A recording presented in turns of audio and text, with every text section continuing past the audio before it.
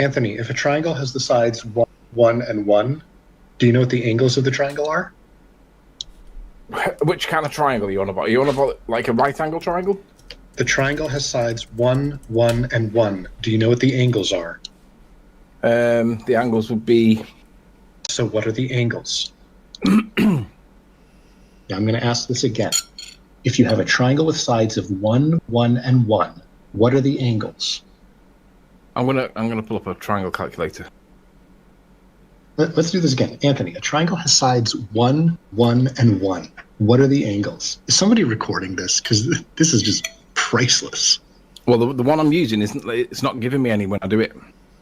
So either this calculator is wrong or you're wrong.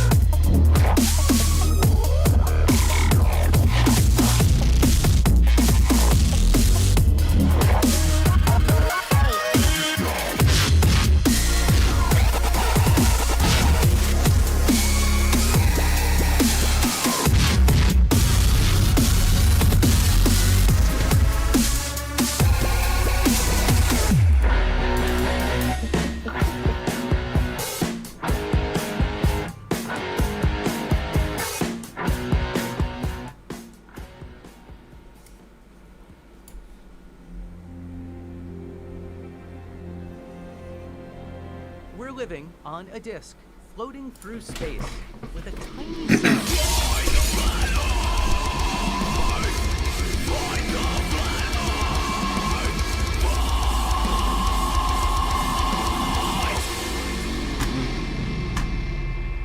Oh, my mouse is not working.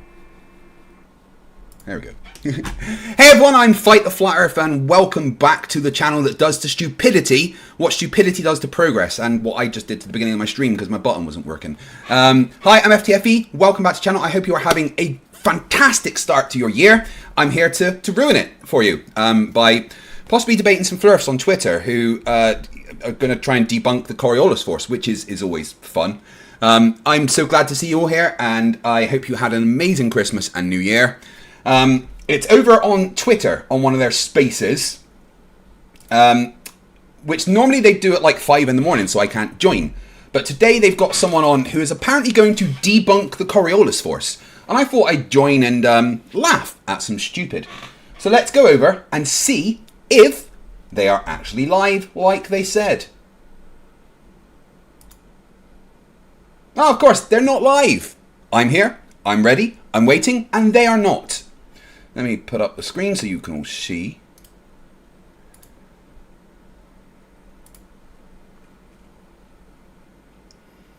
So here we go.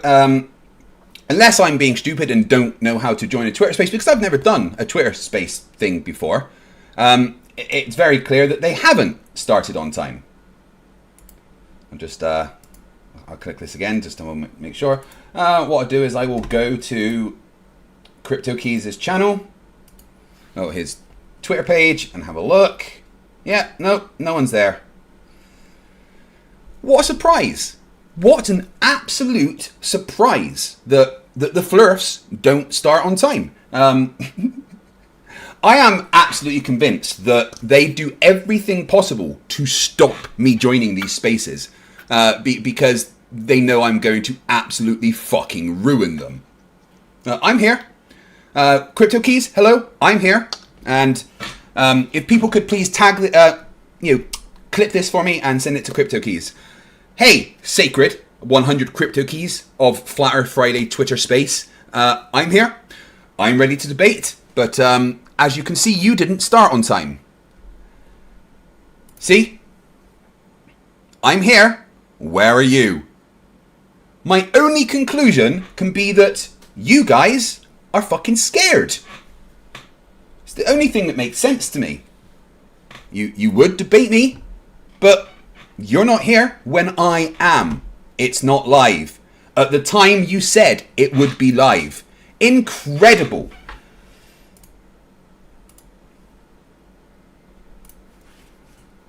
And yeah,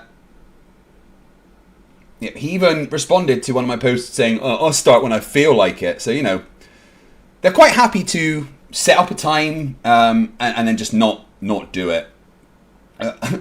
While we're here, I wanted to let's show you a particularly dumb person on Twitter that is making me laugh quite a lot. A person called that guy M88. I don't think it's that guy from before, but so one of the dumbest things I've heard in a while. Oh, unless he's deleted the post. Very may well have. Yeah, he has. Ha.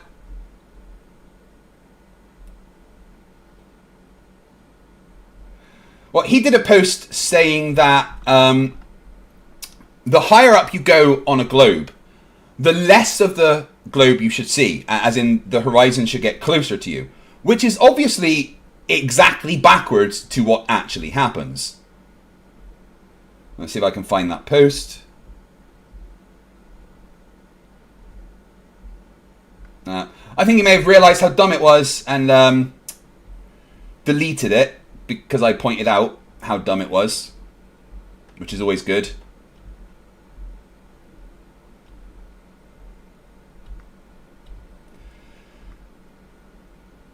Yeah, good old TM, good old that guy. Deleting the stupid before I can point it out. That's wonderful, isn't it? Oh, there we go. The space has started. So how do I join?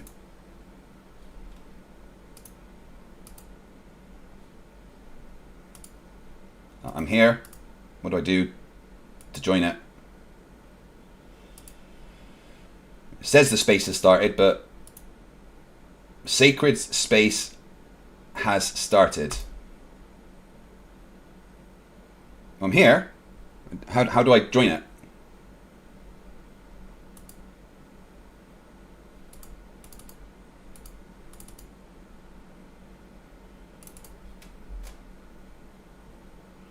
Nope.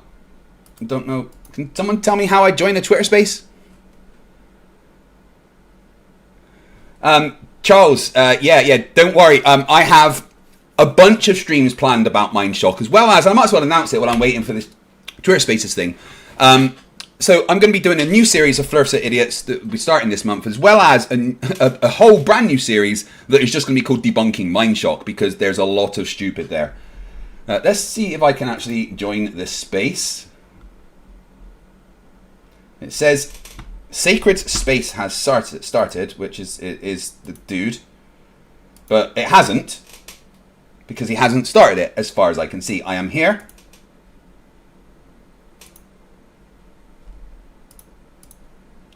Is that just something that goes off as a reminder? I'm not sure. Let's have a look.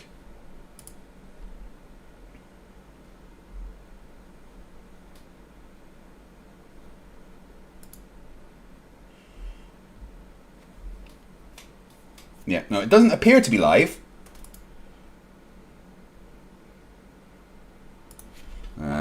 I'm waiting. Where are you? Because that definitely says starting at 1 a.m. Yet they are not. No, Tony, he means that he thinks the higher up you go, the less of the globe you should be able to see, when it's, you know, the exact opposite of that. Why hasn't it started? That guy's one of the people that's on the space. See, what's happened the past few weeks is that I've said I'll join the space when it's at a decent time for me, right? But what happens is this: they won't start the space until 3, 4, 5 in the morning when I'm not conscious. So, while we wait, 5 gifted memberships from OG Yeti. Thank you very much, my friend. That's the first 5 gifted memberships of the year. Ice Bank Mice Elf, who's been a member for 23 months, says, don't worry, they start at a totally inappropriate time. Yeah, absolutely, probably, 100%. Marcus Wynn for $10, thank you very much, my friend, says, I've been asking the host of that space for circumference of the radius. Oh, I should probably have that so I can read it. Circumference and radius of flat Earth going on 6 days. Oh, they don't answer questions. Flat Earthers don't like to do that. Mr. Toffee is a member for 24 months, says 2 years. Let's go around again. Glad to have you, Mr. Toffees. Thank you very much. So, as everyone can see, I am here. I am ready at the time indicated to do the debate. I was told by TM, if we have a look, will it start on time, I say? Yes, it should be. And Jimmy Watlaff, talking about obviously his Horizon nonsense. Told him that I would be there in 10 minutes, which was technically 3 minutes ago. And then I've asked, why hasn't it started? And I am here. No, absolutely nothing from the Flerfs. As usual, we can't expect Flerfs to kind of do things on time or properly, can we?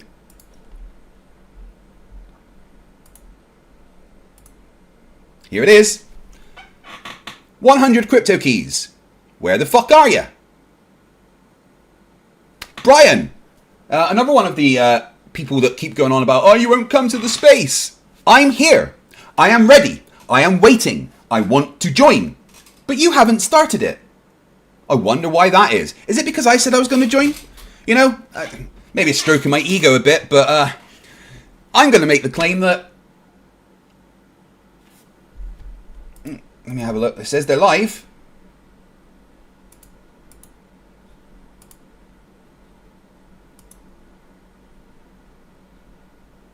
Live on X is hosting. Well, how do I join? Because I'm here.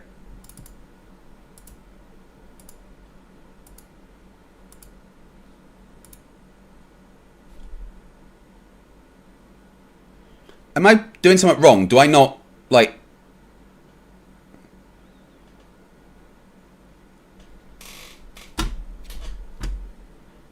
Maybe, I'll refresh and see if I can see it. Oh, there we go. The camera. I mean, I was just, bro, I'm just saying. I mean, Well, playing a bunch of music, so I'll mute them for now because I don't want to get any copyright.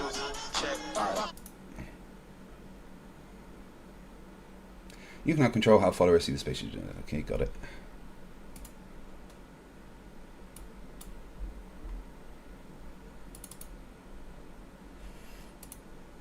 Well, I am now here in the space.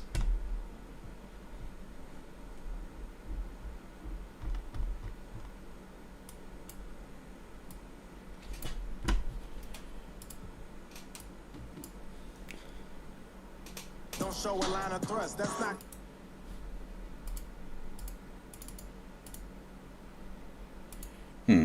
How do I display it? Full screen.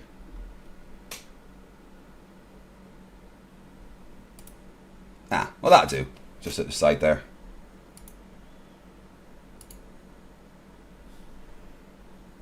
For discussion. Fucking science, man. How do I become a speaker rather than a listener?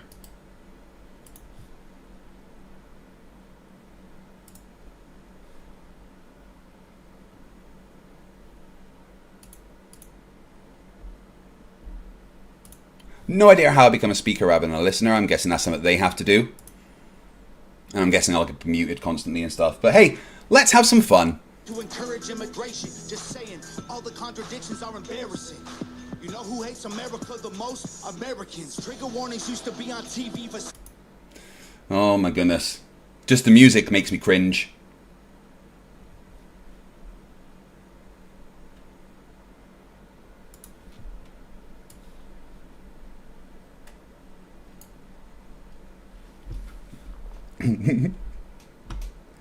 I need a link to be a speaker.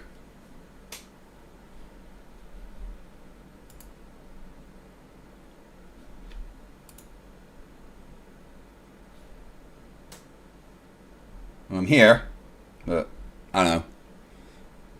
We are all ashamed of you two. Y'all are so fake. I'm still playing music. Wake up!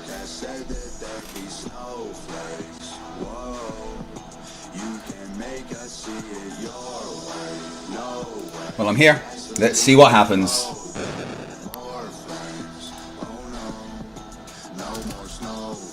They set us up to fail, that's what they built the system for. Put an ammunition shop across the street from a liquor store. Empowering women used to be different than this before. No copyright notices, so that's okay. Screw it, I ain't tripping, I don't mean to be mean. I see no lies. Future is bleak. They take an Adderall to focus, hit McDonald's to eat. They're addicted to phones and they take Xanax to sleep. They blurred the lines dividing communism and democracy. In 2021, we paint the picture. See, I think they're starting early because they've got a speaker or something that wants to try and debunk Coriolis. But when I've asked them to start early for me, never happens.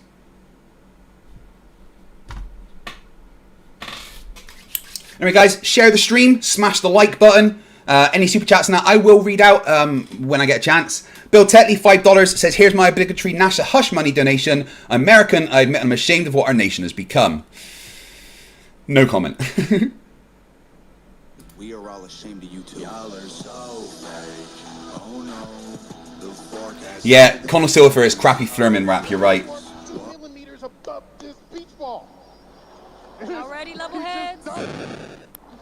That stuff is flat. Yo, It's what?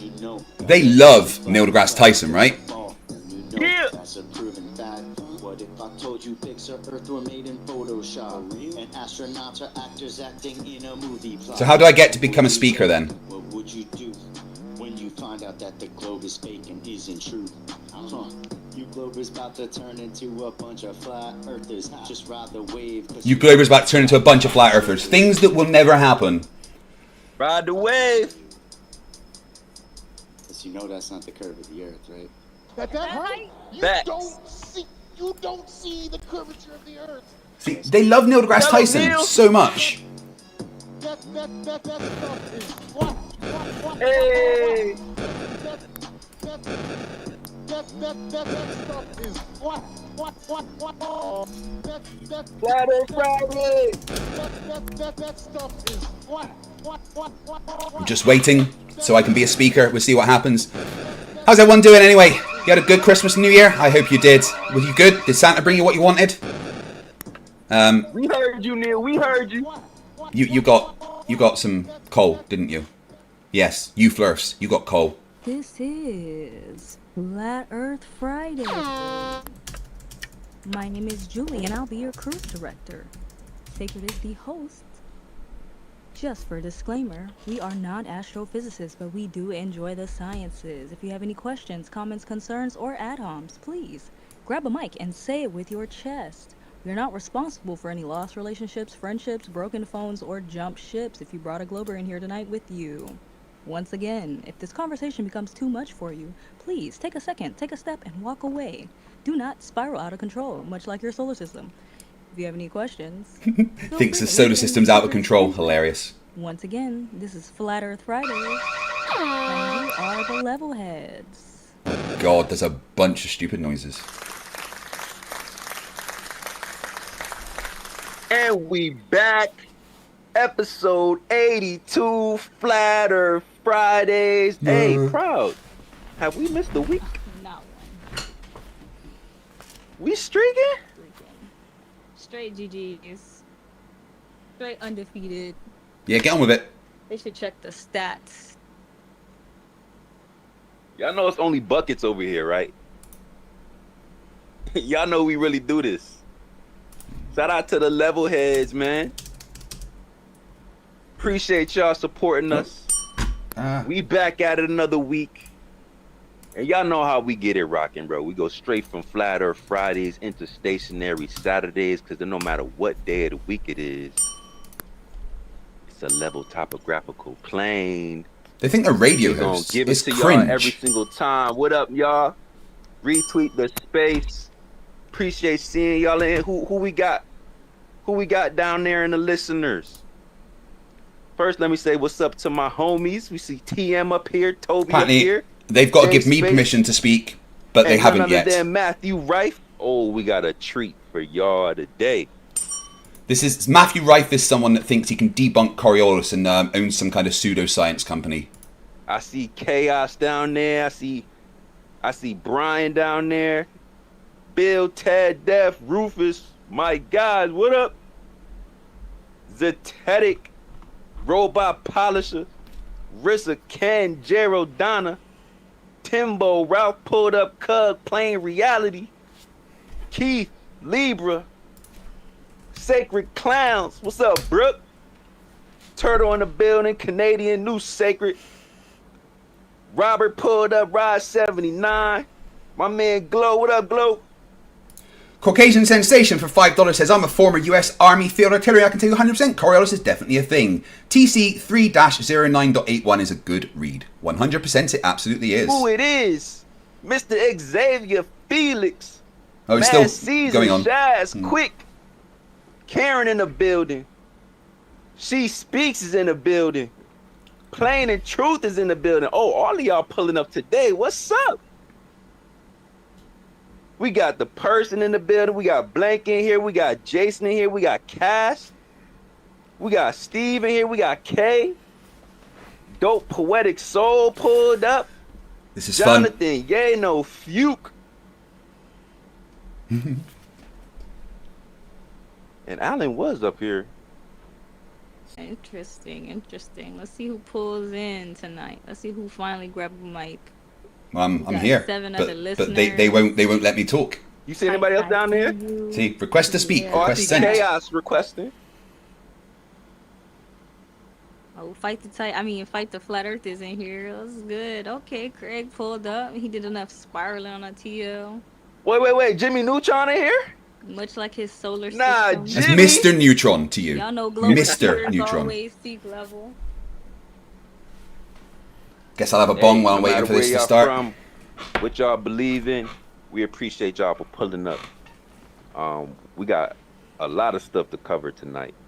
Y'all know what type of epic space we done came off of last week and the week prior to that.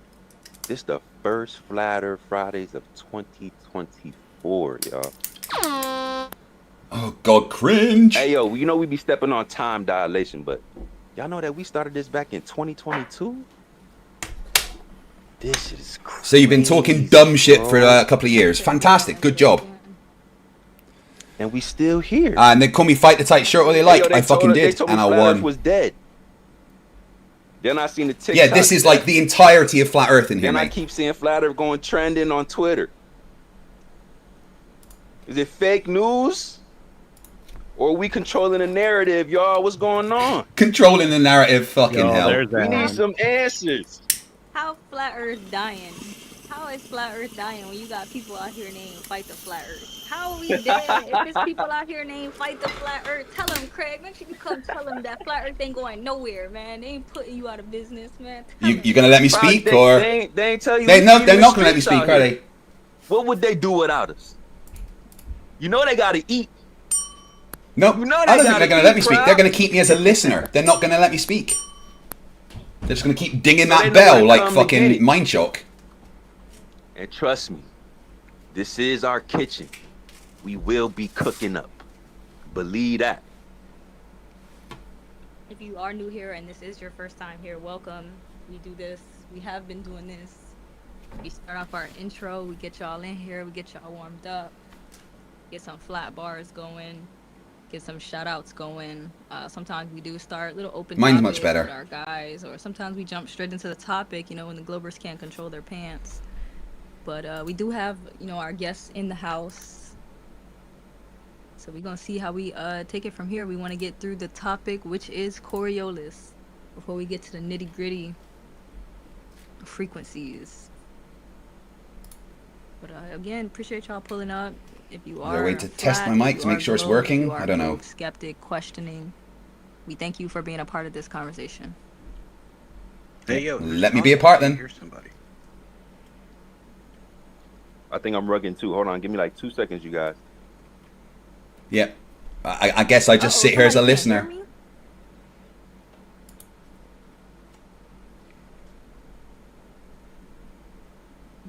Not space time bending our space already. What? Okay, so I got a thumbs up. I think I can be heard. Somebody said they can't hear me. And I was don't talk. No, you sound good. Awesome. Yeah, I know. I don't think I'm allowed to talk. Who knows? Flat Friday. Glad we can make it better for y'all tonight. This is the most boring show ever. Can you get on with it? Appreciate y'all, man.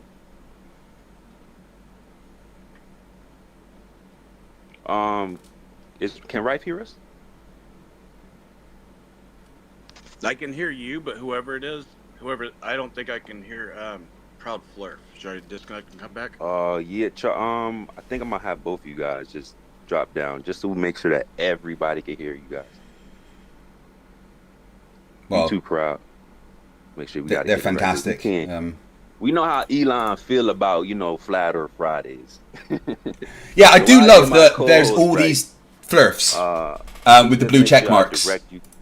The blue check mark Flerfs that are funding space travel.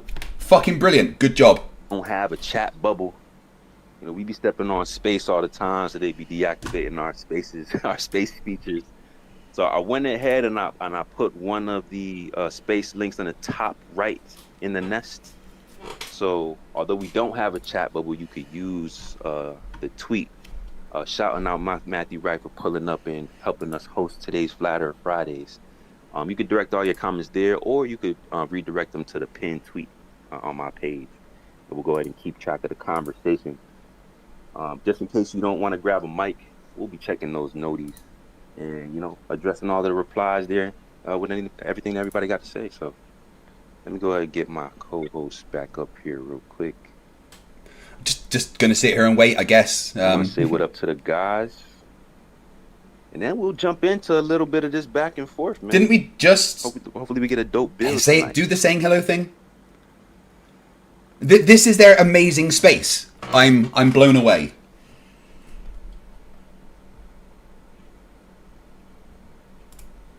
I'll just keep requesting to talk until they let me. Still don't know where Proud is. Well, Flerfs. Well, while we wait for Proud, everybody, welcome Matthew Rife to Flat Earth Fridays. What's up, bro? Hey, man, thanks. I can tell you right now, every bit of this, it's been the worst week of my life. Because I don't necessarily look at things and be like, oh, no, I can disprove that. I work with physics on a daily. This guy. I work with medical on a daily. And now that I works am in with the physics. Algorithm of Flat Earth, dude, I promise there's a lot of people in here I don't even want to talk to. I would just walk away after just hearing them. So it's been wild, but I'm ready for it. Yo, we always say this, bro. It's the moment that you even consider an alternate idea. His account is full of crazy. Mainstream narrative is perpetuated. You get swarmed and swatted with the bots, the shills, the debunking, the ball proponents. It's bro, I can't have my own individual idea.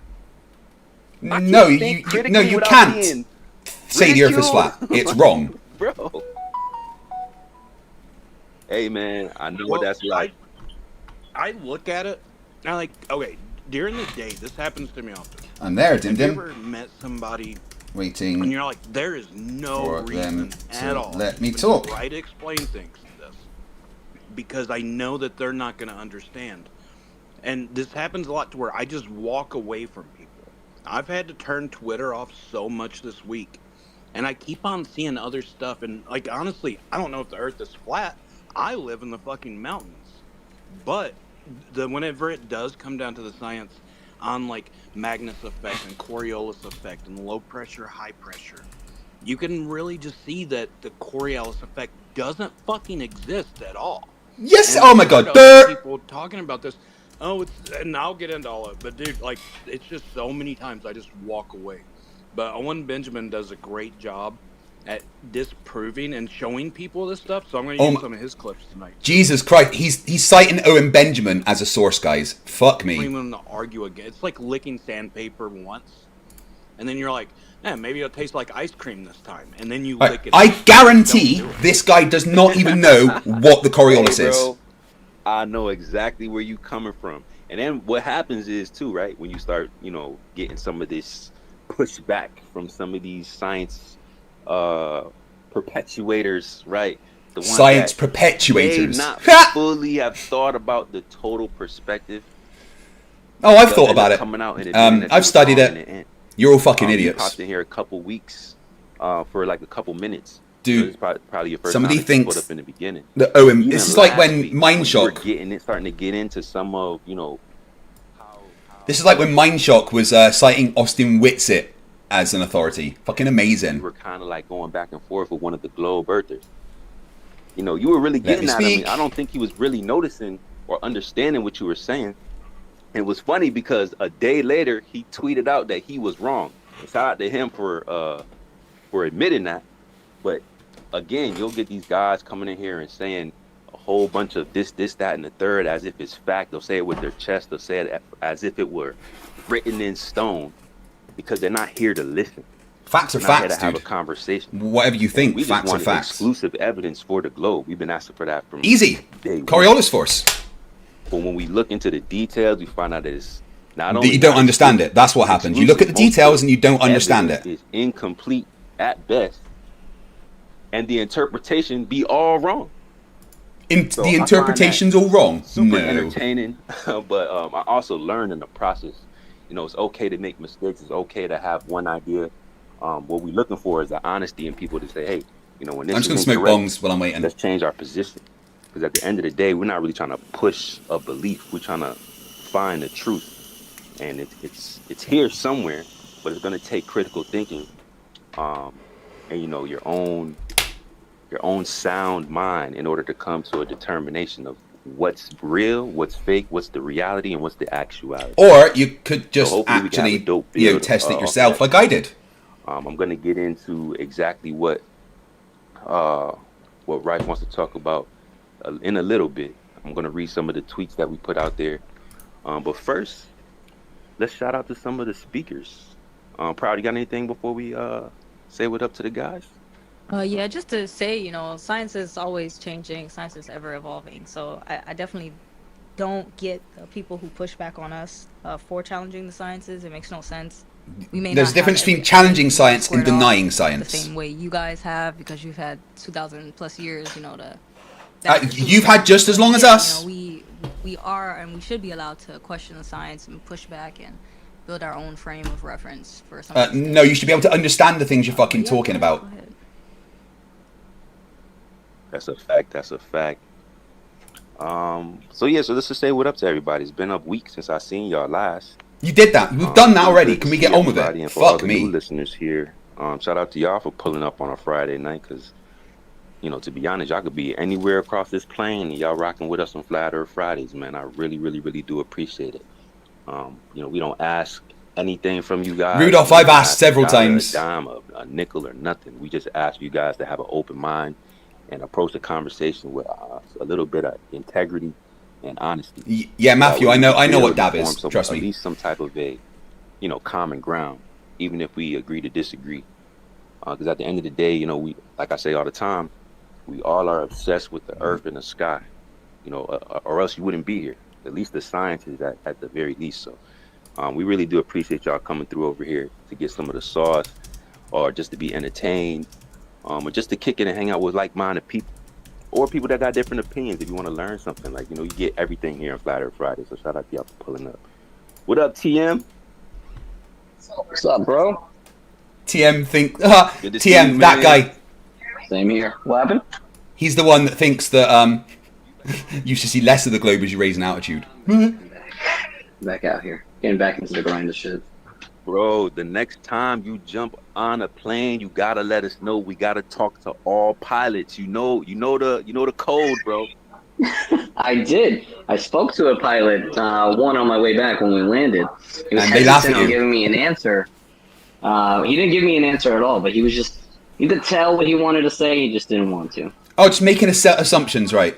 Yeah, man, always be So like is it that. spherical or is it flat? I don't want to comment on that.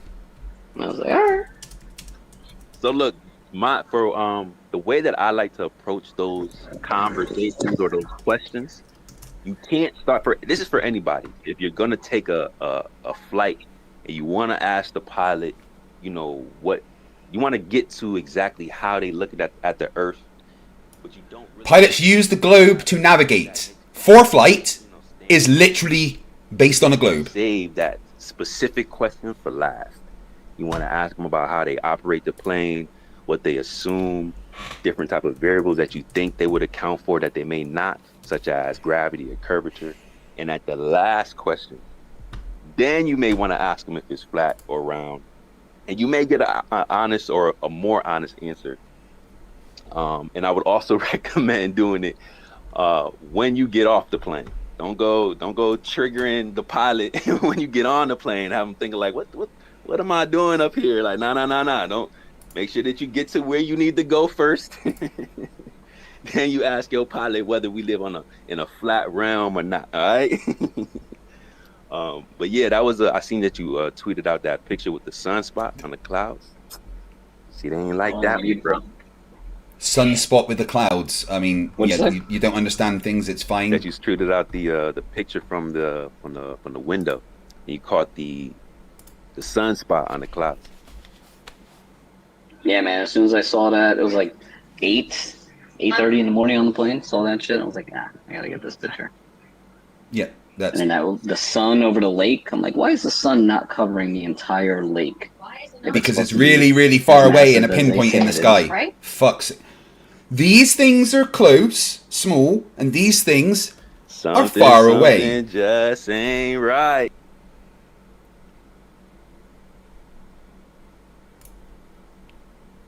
Hello. Big butt. Hey, that's what's up. At least you got the energy for it. Can you hear me? Who's that? Craig? Yes, hello. Hello, Craig. Hold on, man. One second. Mr. Neutron to you. Yeah, nah, we hold on 1 second, bro. Don't come off you. I just want to say what up to my guys first. He already ready to take the show over. Attention on me. He want nicknames and everything. What type of baby mama head ass? Anyway, so yeah, Alan, you and Toby been cooking over the past week, bro. I got muted already. So much sauce over there, and shout out to you for breaking down, some of the atomic clocks and the relativity last week. That was some fire, bro. Y'all tapping in with Alan and Space Audits. We're streaming over there too, as if you want to go double back to that. So yeah, I appreciate that, bro. That was some real dope sauce. Him and Toby really putting in that work, reading these papers out, man. It's a lot of details that we're not considering. Yeah, it's been dope going through it all and learning everything and, putting it out there. It's been an awesome time. That's what's up. Hey, you and Toby got anything that's coming up in the next couple days? I know Ether Cos go on Tuesday. I'll let Toby speak on that if he wants to. Yeah, Toby's gonna give a banger presentation on Tuesday. I'll let him announce it when it gets when the mic gets around to him. That's what's up. What's up, Toby? My guy. Man, Alan killed it on Tuesday. The GPS stuff just keeps getting more and more insane, man. It's like, it's so funny because not only is there no quote-unquote proof of relativity in the satellites, but there's plenty. It actually works. It's actually really kind of amazing how well it works and how elegant it actually is. And it works purely on classical mechanics. It's pretty cool. Alan just keeps getting deeper and deeper on the subject, and I just keep learning more and more. So yeah, highly recommend people check out that presentation. You can check it out on either Cosmology or at Space Audits, where Alan streamed it. You probably get the better audio of Alan over at Space Audits. On Tuesday, you might want to listen to either Cosmology. You'll get the better audio of me. Otherwise, it goes through Discord. I'll be doing a presentation about Earth's electric field. and about the dielectric and electric realm that we live in. While they're talking nonsense, Sarah Jones, member for 16 months, says, Happy New Year, Craig. Hope everyone had a good one. I got an IOU for a lump of coal. The Flerfs get it all. Thank you very much, Sarah, for the support. Glad you're here. MB, member for 9 months, says, Happy New Year, everyone. Not you, Gary. Yeah, Gary, fuck off. Connell Silver for $5 says, Conspiracy theory streams, the 100% cure-all for insomnia. I think next we'll go watch a First Amendment auditor point a cell phone at a poster. Luke Firewalker, €5. The blue checkmark on Twitter evolved into a somewhat reliable idiot indicator. Isn't that fucking true? Connor Silver, $2. Oh, the hack that insists sound cures cancer. Yeah, don't listen to this Rife.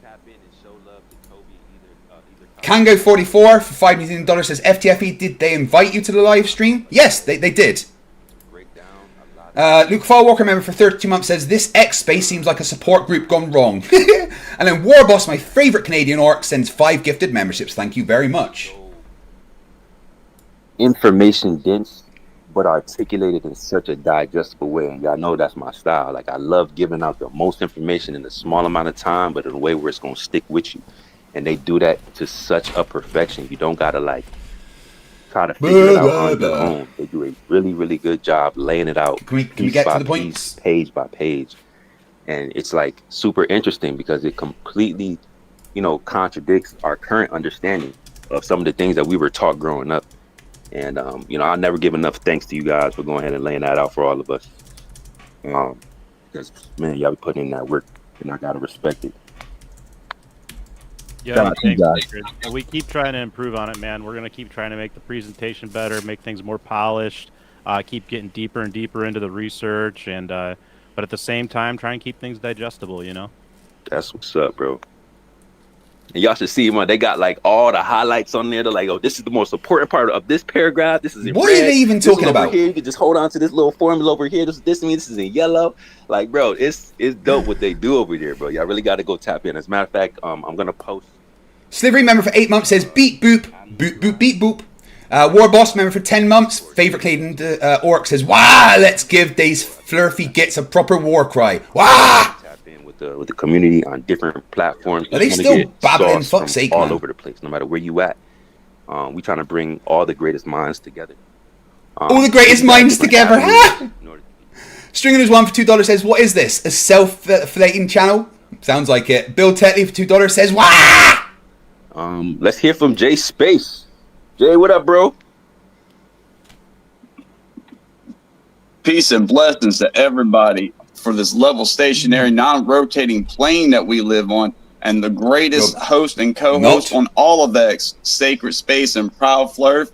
I mean, who could you ask for better? Look, he hitting the bell, and I was going to say something about the bell.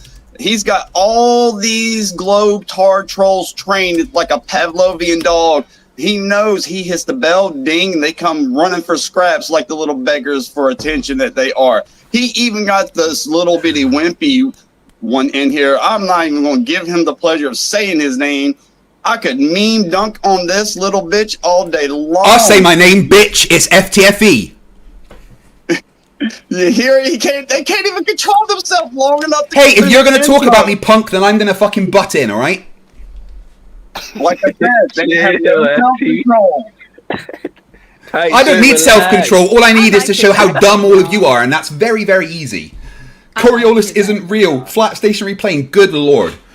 You just like to ignore evidence, don't you? You absolutely love it. Relax, bro. Relax. Nah, I ain't gonna relax. I've been waiting weeks to do this. I want to ask TM what he was on about earlier, though. That was fantastic. You think that you should see less of the globe as you rise in altitude. Explain that, TM. Hey, look. I got you when the time comes, bud. The one thing you gotta understand, FTFE, we do like to have a good time over here. But when the let me have a good time then. Let's get it on. But when the host starts speaking, you got to shut the hell up. The host wasn't speaking. There was someone slagging me off, and I butted in. So you know, Proud Flerf was speaking. So please. No. It was someone else before Proud Flerf was speaking. Actually, I'm talking right now. And I hear you. I'm talking also. Yeah, and that's the problem. Yeah. So if you continue, you won't be a speaker. That's how we handle it over here. Everyone respects. You're gonna mute me all the time, are you? No, I did that.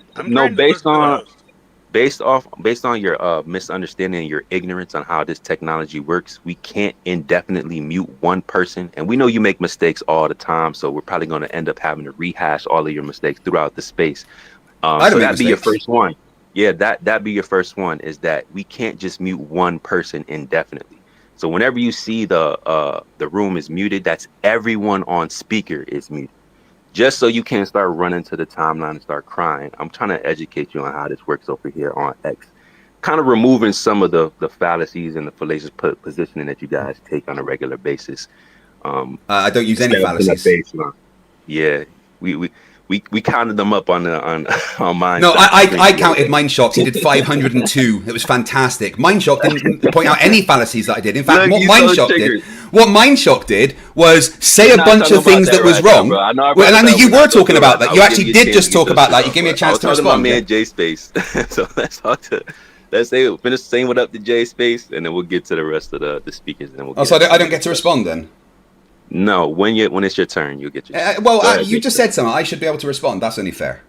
Yeah, when it's your turn. My turn now, because you said something about me, so it should be my turn, right? If you're going to say something about me, then I should get to respond. It's your turn, you will get a chance to respond. Pretty sure it's my turn right now because I'm talking. Yeah, and if you continue, you won't be a speaker. We don't. Oh, so what you're saying is you will mute me and you're not allow me to. In here, we've been lit before you. We're gonna stay lit without you. It don't matter whether you're here or not.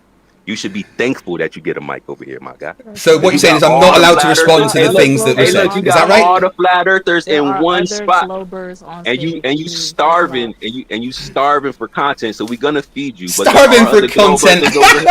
You guys make my content for me. There are some other globe earthers on stage, so we're gonna get to them. But this isn't your show, okay? This is about the level heads and people that been showing love, not the people that's starving for for content. So I don't get to respond to the thing that was said then? When it's your turn, bro. Well, just give me 2 minutes to respond now and then we'll be done, I don't care what you want. I will remove you right now if you don't shut the hell up. So what you're doing is you're going to kick me out instead of letting me talk? No, remove you until it's your turn to speak, because it's not. Well, let's make it my turn now then, and then it's done, right? It's not going to be your turn now. Why not? Go ahead, Jay Space. Because I said so. I'm the host. Well, yeah, but you said something about me, so I should get a chance to respond. When it's your turn. Just like it's a moderated, you know how you go to Jaren and you respect his moderation when he says, shut up, FTFE, let the other guy talk. Yeah, but when Jaren says something about me, he lets me respond. Same thing with me. I don't care if the person is 2 minutes or 30 seconds into their 3-minute speaking time. You are going to shut the hell up until the person is finished getting their thought out. If you can't respect me or anybody else in the space, you could take your ass back over to YouTube and starve for some more content. It's up to you, bro. They're terrified to let me talk. It's your only choice. So I'm gonna let J Space continue. If you interrupt again, I'm going to take your mic. Otherwise, you could be patient, and then we'll let you get all the time. I guess I better walk on eggshells for the pussy. All I want to say before I land my plane, other than I love this place, I love this space, I love these people. He proved the point for me, and all that bark, and he hasn't said one peep the whole time I've been memeing on him, but he want to come up here and pound his chest while he has a chance to generate some content. Like I said, that bell dings, the trolls come running for some crumbs. I love y'all. Thank you so much. Literally no idea who you are, by the way. And shout out to Lil J Space for liking the playlist. We still got to get you the Peter's Prime for 20. Well, remind. Let me just mute myself there. Bro. Please don't make me remove. Apologies, I didn't realize I was unmuted. I apologize. I'll mute myself now while I chat to so that was my bad. I apologize. Jesus. I love to hear him so talk. Anyway, shout out to Peter's Prime for 20 Australian dollars. Unrelated question. We're going to get the rest of that over to you. But I know you have a major surgical procedure happening soon, and I sincerely hope everything goes well for you. I'm curious though, for the cyborg component, will you go for Terminator or Robocop style? Yeah, definitely some Robocop tech would be preferable, I reckon. Anybody tap in with J Space if you like the content, Flat Earth, Truth. I think they dive into all different type of discussions over there, and you're always going to get a mic. And as long as you show respect over there, you're going to show your respect back. The moment you start playing around with J Space, you out of here. That's just what it is. Not a lot of people going to tolerate the bullshit. I'll tell you that, and I respect it. So shout out to y'all, man. Let's hear from Ralph. What up, Ralph?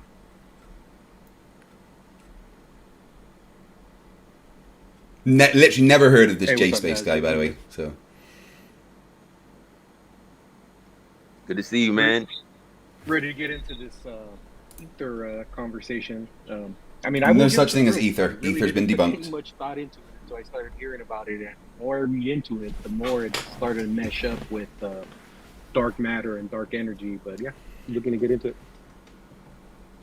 That's what's up. Yeah, so we got a couple different things that we could like really branch off into, like electromagnetism, frequencies, the ether, but specifically we're going to start off with Coriolis. I think that would be like a nice baseline to kind of like spring off 2024. I really want to hear Rife's ideas on his interpretation of what they call this pseudo force Coriolis. So that would be dope. And shout out to you for keeping an open mind, man. I say this quite frequently, that Ralph was one of the kind of abrasive globe earthers in the beginning. Since then, he kind of like toned it down. He still be popping little shit here and there, but that's expected. But he is keeping an open mind, and when confronted with things that can't be refuted, he indulges in it, and I appreciate that.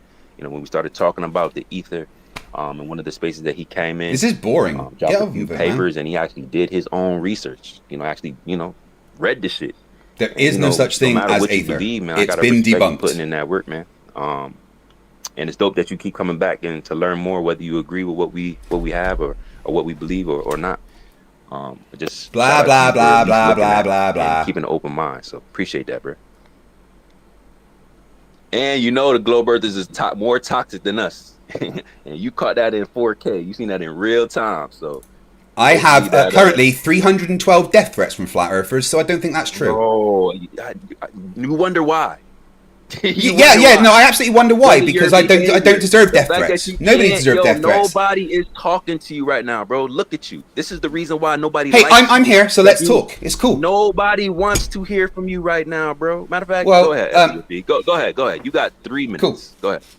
So Coriolis is real. It's been verified. It's used to measure the rotation of the Earth. Anyone that says Coriolis isn't real simply does not know what Coriolis is. I guarantee the person wouldn't even be able to steelman Coriolis. As for Mindshock made 502 fallacies and failed to point out a single fallacy that I actually made. In fact, he just dinged the bell randomly and even forgot to put audio in for the first 2 things that he stopped it for. Mindshock is not smart. He thinks he's debunked relativity. That's how not smart he is.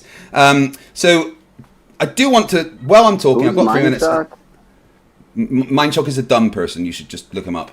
TM, please tell me why you think that you should see less of the globe as you rise. Go on, No, please. wait a minute. For one, you're wrong on Coriolis. It is not. I'm not wrong on Coriolis in the fucking slightest. Coriolis is a force that is I'm on gonna Earth. read you the definition here in a little bit, and you're going to see that you're Definitions don't change what science is. I bet you, without looking at a definition, couldn't even steelman Coriolis right now. You want me to still man a Coriolis? No. I would like you to steelman what the Coriolis force is and the mechanism behind it. Go on. I don't care what you want. Anyway, I'm going to. So you can. So what you're saying is you can't do that. Shut the fuck up and listen, because I don't talk to preschoolers. Okay. Well, I'm not a preschooler. I've got 2 degrees, one in physics, one in nuclear engineering, and I'm not a dumbass that thinks sound cures cancer. You're an idiot. Yes, flat earthers are idiots. You are correct. Yeah. The electromagnetic fields, and it's. I didn't get my 3 minutes. I've still got 46 seconds left. Oh my god. Yeah. If I'm told I get 3 minutes, I get fucking 3 minutes. Coriolis is a force that is produced on Earth because of Earth's rotation. And the mechanism behind it is something I am going to specifically ask that be steelmanned before you can debunk it. Nobody can debunk Coriolis if you do not understand it. So, Mr. Rife, do you know what Coriolis is, yes or no? Yeah, this is not a Even time by for. your definition, it's not a measurement of the spin of the Earth. You just said it. It absolutely can be a measurement of the rotation of Earth. It can be, but is it? Yes, it is a measurement of the rotation of Earth. Absolutely. Not only a measurement of the rotation of Earth, but you can actually figure out the shape of the Earth simply from Coriolis. Coriolis or Coriolis effect? Go ahead and stillman. Coriolis. Stillman, and then I want you to straw man each one of them, and then suck your own dick. Sorry, Coriolis or Coriolis effect. The Coriolis effect is Why what is you get so created by the happy at that Coriolis command? force. Why when he told us to do all that extra stuff, he got all super happy? Bro, So, again, so the Coriolis effect is the result of the Coriolis force. Okay, but what's the difference between Coriolis and Coriolis effect? Because you just said they're the same. You also said they're different. You also said that Coriolis is the measurement of the spin of the Earth, but by your own. Coriolis can absolutely measure the rotation of the Earth. Yes. So the Coriolis while the Earth is spinning. So which one is it? Coriolis is an effect due to Earth's rotation. As the Earth rotates, it produces these forces because of the difference in latitude on the Earth. So let's say, for instance, you are at the equator with a massive fucking cannon, and you fire that cannon north. The Coriolis force will make that cannon drift ahead of the Earth's rotation. Because what happens is, as that cannonball is fired, it has the 1,000 miles an hour tangential velocity at the equator. Now what happens is, as it travels north, is that cannonball maintains that tangential velocity. But it goes into areas of the Earth, the latitude as it goes north, that have a slower tangential velocity, which means that the tangential velocity of the cannonball is higher than the Earth that it is going over, which means that the cannonball will go ahead of the Earth's rotation. This is Coriolis force in a nutshell. I'm still talking. This is Coriolis force in a nutshell, and the actual mechanism behind it. I know this is off topic, but since cancer was brought up, I just put in the Jumbotron how the cure for cancer is via jackhammers and electromagnetic pulses vibrating the cancer. Yeah, none of that is true. That's a complete fucking nonsense and pseudoscience that will kill people. I just put it in Jumbotron. That's the only reason I came up here, because he said that stupid shit and I had to put it up. Yeah, no, it's very stupid, and that kind of information will actually kill people, so no. We're not really trying to get into the debate right now. Just saying what up to the guys. We haven't even got to the ladies yet. This man's starving for content so hard. Like, flat earthers feed eat. Yes, views. Don't worry, we're gonna get into it, y'all. You know. And yeah, listen, right? You the host up here. Don't let nobody interrupt you if you don't want to be interrupted. You got the power to control the conversation as you see fit. So feel free to do so. I think his 3 minutes was up.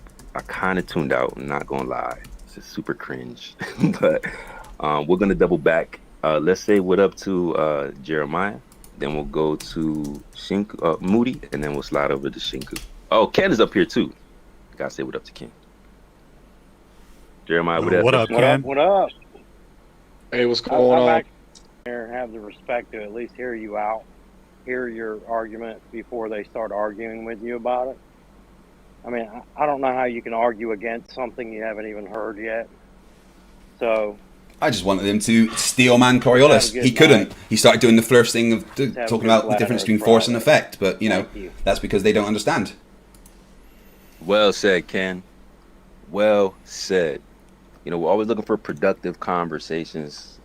We don't start dunking until, you know, the energy get a little crazy, but I'd much rather have a productive build than to be going back and forth off of who's right and who's wrong. That's what this is about, right? Way to get through these polarizing Are conversations. you right or am I right? Hopefully we Which can all one is it? demonstrate that in the process of doing so. So appreciate that, Ken. Jeremiah, what up, bro? Guess I'll just have Hey, a bomb. what's up, man? Hey, thanks for having us here. Thanks for creating the space for us. I heard Matthew talk a couple times. I'm really interested in hearing what he has to say. So I appreciate Matthew's one of the dumbest fuckers. Shout out to the other guys: Ken, TM, Ted, Death, all you guys. Matthew, good guys, man. We have group talk, Flat Earth group talk. There's a lot of information in there. Everybody shares around. It's pretty cool, but yeah, go ahead, man. No doubt, man. Appreciate you pulling up. Found there. Shout out to the guys, tweet man. that was on about. There's been some people that's been. I just make them lower for a bit because they don't want to let me talk. Horizon disproves. This is what he said, right? The horizon disproves the globe. The higher we go, the further out we see. Opposite of what should happen if one lives on a spherical world.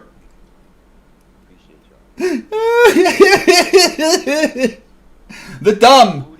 It burns. I am so stoked for this conversation, like, even with all the, anyway, so, yeah, it's very interesting. You know, I actually have Matthew's technology, and I broke it, but that's because I'm an engineer. But anyway, the thing is... Don't think you're an engineer. Well, you don't have it to even test, break, pull with. You sound like a fool with your pants on the ground, you know? And then you just gotta really look within yourself and ask, what is it? Blah, blah, blah. Where is it where you lack? Are you thirsty? Keep drinking because you thought you ate with whatever you said. I don't even know what you said. You're just ranting. It's giving top lip, sweaty energy. But anyways, thank y'all for having me up. I'm going to have questions, I'm sure. I'm just really excited about this. I love the space, Flirt.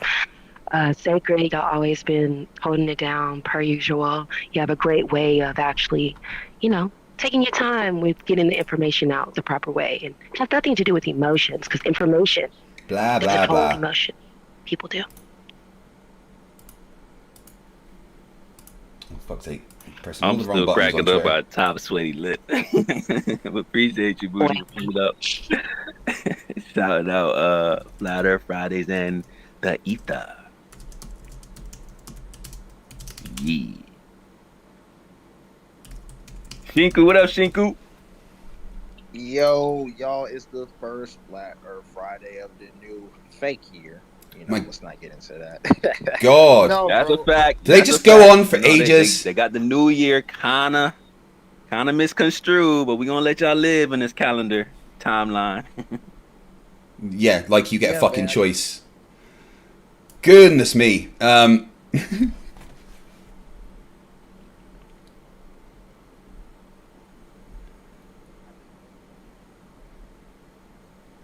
Caucasian Sensation for $5 says, their ignorant talk about pilots and flight is insane. The ego they have in which pilots know less than they do is unreal. New Asylum for sure. King Crew for $2 says, this is painful. You ain't fucking wrong. Lovebot for $1.99 says, can you just play the Peanuts adult talk over this? Wob wob wob wob wob wob wob wob wob wob. Stringers 1 for $2 says, what happened to Coriolis? All I hear is insults. Fuck YouTube. $5 says, you don't need to make them look stupid, just let them talk. P.S. I have a mask. I have to mask certain words to get past YouTube. Yeah, YouTube doesn't like certain words for some reason. Peter's Prime for $20 says, unrelated question. Oh, I read that one. Oh, I must have skipped some. My bad. Fuck YouTube for $2 says, you missed my last super chat. I do apologise. I appeared to have skipped a few and then read Peter Mrs. Prime's when I didn't mean to. Peter's Prime for another $5 says, I think the Illuminati is behind the whole Flat Earth movement. They're trying to dumb down the population. Sounds about right. Nonastoff for has been a member for 2 months says, I think we found a room with perfectly reflective walls. Lovebot 499, such an echo chamber. You should gradually turn up the echo effect on your mic. Strings 1 for $2 says, Cornholio is spinning in his grave. Cornholio! Mr. Zero, member for 3 months, says, now I see why Sacred didn't want you there. Can't handle a contradictory viewpoint. They love those echoes. String News 1 for $2 says, Coriolis is another river in Egypt, apparently. Denial certainly is. Raging Canadian for $2 says, Scared doesn't want... Oh, Sacred. Scared, that's not right. Doesn't want a conversation. He wants a public. Yep. Connell Silver for $2 says, Flurman say good morning. Slower than Ents. OG Yeti $2. How many people are watching their space? 189. I mean, it's not bad. It's respectable. Warboss for 10 Canadian dollars says, Zog, this cancer claiming git. My family fought against cancer and stuff like this makes my blood boil. Flat Earth is funny. That is disgusting. That ain't worth sharing your screen time with. Yeah, no, I will shout at the people that say bad stuff about cancer because my dad just beat cancer. Thanks to actual medicine. Perp for $2 Australian says, the next bowl is for you. Thank you. And that's his 10th super chat. The Watcher for $2 says, happy Friday. Cheers. Happy Friday to you as well. Bill Tetley for $5 so I would have played a certain sound note my sister-in-law wouldn't have died of cancer. Fuck me, what an idiot. Yeah, right. See what they're babbling about. I think it is. Y'all know that y'all can come to one place and get the back and forth, get the sauce. You're gonna get the physicists. You're gonna get the back and forth. Why don't let me talk then? You're gonna get the best speakers in flat Earth. You know, that's just what it is.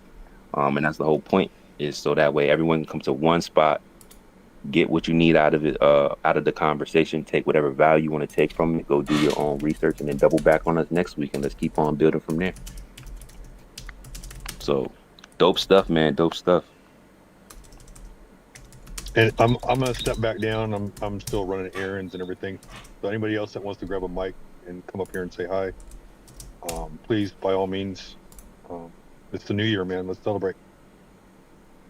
I'm trying, but you won't let me.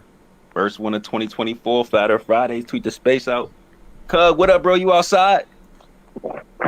Yes, sir. Do you hear me?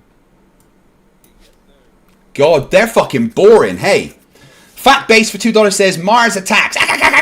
Flerfs sound the same. All right, I'll tell you what we'll do. While they're babbling, let's look over some of their stupid tweets. Especially this fucking TM. They're dumb as fuck. I don't know what Poop Fingers is talking about. Don't really care yet. Hey, if you're going to insult me, I will butt in. Yeah. Hey, I get 3 minutes. I get 3 minutes. Yeah, no, if you're going to call me Poop Fingers, then I will butt in. I don't, man. And you have... Yep, no, not Poop Fingers. You call me FTFE or I butt in.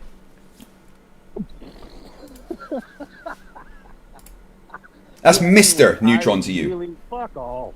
Yeah, no. Yeah, go get a haircut, kid. I've got one, thanks. Kid? Yeah. Kid? I'm done. I don't want to talk to this dude. I don't care. You're going to talk to me. In the teeth. Come on. Look, I've literally no idea who you are. Why are you so afraid of me? I am not afraid of you. Clearly you are, because otherwise you'd have a conversation. Craig, nobody is afraid of you. Yes, you're all afraid of me. That's why I'm not allowed to talk. No, we're not. You gotta chill with that, bro. Like, listen. You think Star Trek panties under control, baby? Come on. I don't wear pajamas. I like to sleep in the buff. Dear God, dude. Mm-hmm. Wait, this is how it goes. To everyone. Hey, Craig. I'm Craig too. Oh shit! No, don't do that. Don't ruin the name Craig. Everybody. To everybody. Oh, his weak point. God dang it, man. Hold on. Can I just fucking say thank you? And everyone I've tweeted out to this, if it's Elon, if it's Neil deGrasse fucking Tyson, you fucking pussy. If it's anyone else, if it's, oh God, who's that one guy? UFC guy. I know Elon thanks you for funding him. If Eddie Bravo.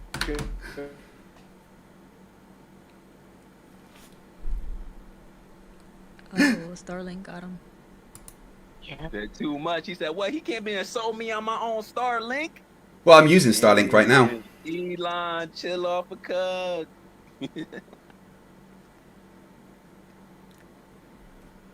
Don't worry, we'll find Cug again. He in the middle of the woods anyway. You know, GPS don't really work out there like that. Y'all know how that go. GPS works fine everywhere in the world. Look, triggered. Sorry, so I say one thing and that's triggered. Oh, lovely. Typical Flerf logic. I don't even know what that means. No, I know you don't know what most things mean. That's okay.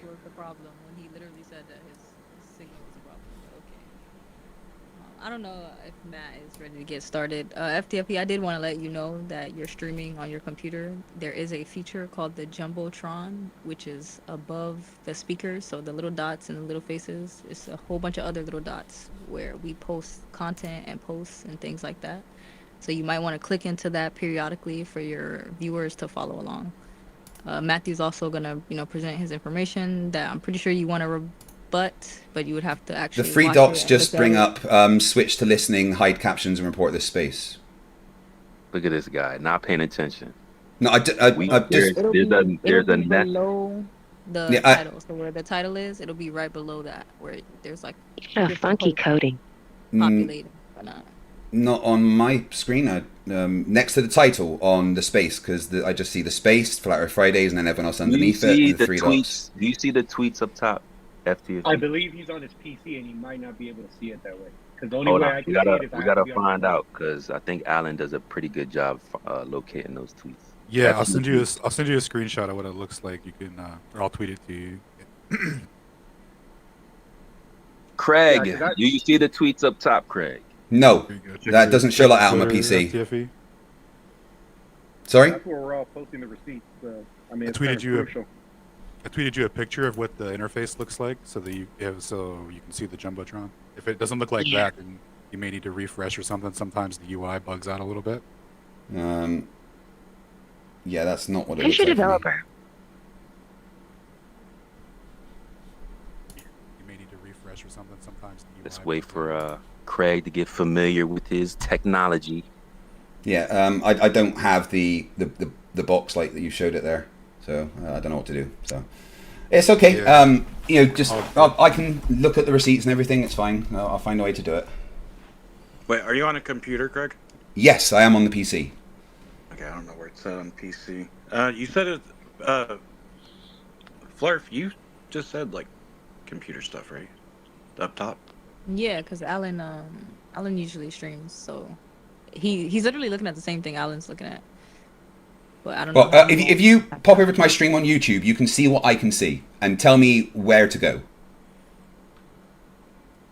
Because when I click the three dots, like you said, the only thing that comes up is switch to listening, hide captions, report this space. And obviously, I would like to be able to see the evidence you put up. So let's just we can get there. Like we'll get that to you so you can see it for your viewers. That's interesting. Yeah, it doesn't show up there for him. On his YouTube. Yeah. Wait, I see something that just says shared by Matthew Rife, but then that just leads back to your tweets. Is that what you're going to be presenting? You can scroll over on those boxes, and you'll see multiple. Ah, there we go. It's come up now. Yeah. I don't know why that wasn't there before, but okay. You had to scroll up. That's why. No, it's literally just popped up. It wasn't there before. User error. It's slight user error. So again, FTFE, you do have to patiently wait for Matthew to get through his presentation in order to hear it. Yeah, I'm quite happy to sit and laugh at the misinformation and then respond. No worries. There are also other Globers who would like to chime in, so just remember that. But yeah, whenever everyone's ready to kick off. Hey, I'm ready. Just say the word. Yeah. Let me just say what up to Liliana real quick, and then J Space got one thing to say, and then we'll slide over into some of the topics. What's up, Liliana? Oh, hey guys. Sorry. I just asked for the mic when you had offered to have us come say hello because of the new year. But I wanted to just share something really beautiful. Sorry, I'm eating. On New Year's Day, I live in Portland, Oregon, and I hadn't seen the sun literally in like 8 or 9 days. No sun, cloudy, rainy. God, she's annoying.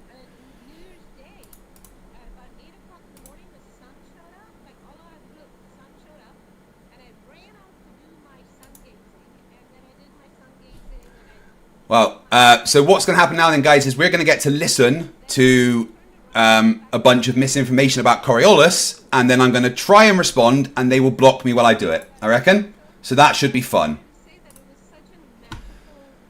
I think Rife is going to try and use definitions that he doesn't understand to try and debunk Coriolis, which is going to be fantastic, right? We're going to love that. But yeah, I don't like Matthew Rife because he lies about cancer cures. My dad just nearly died of cancer, so that shit pisses me off.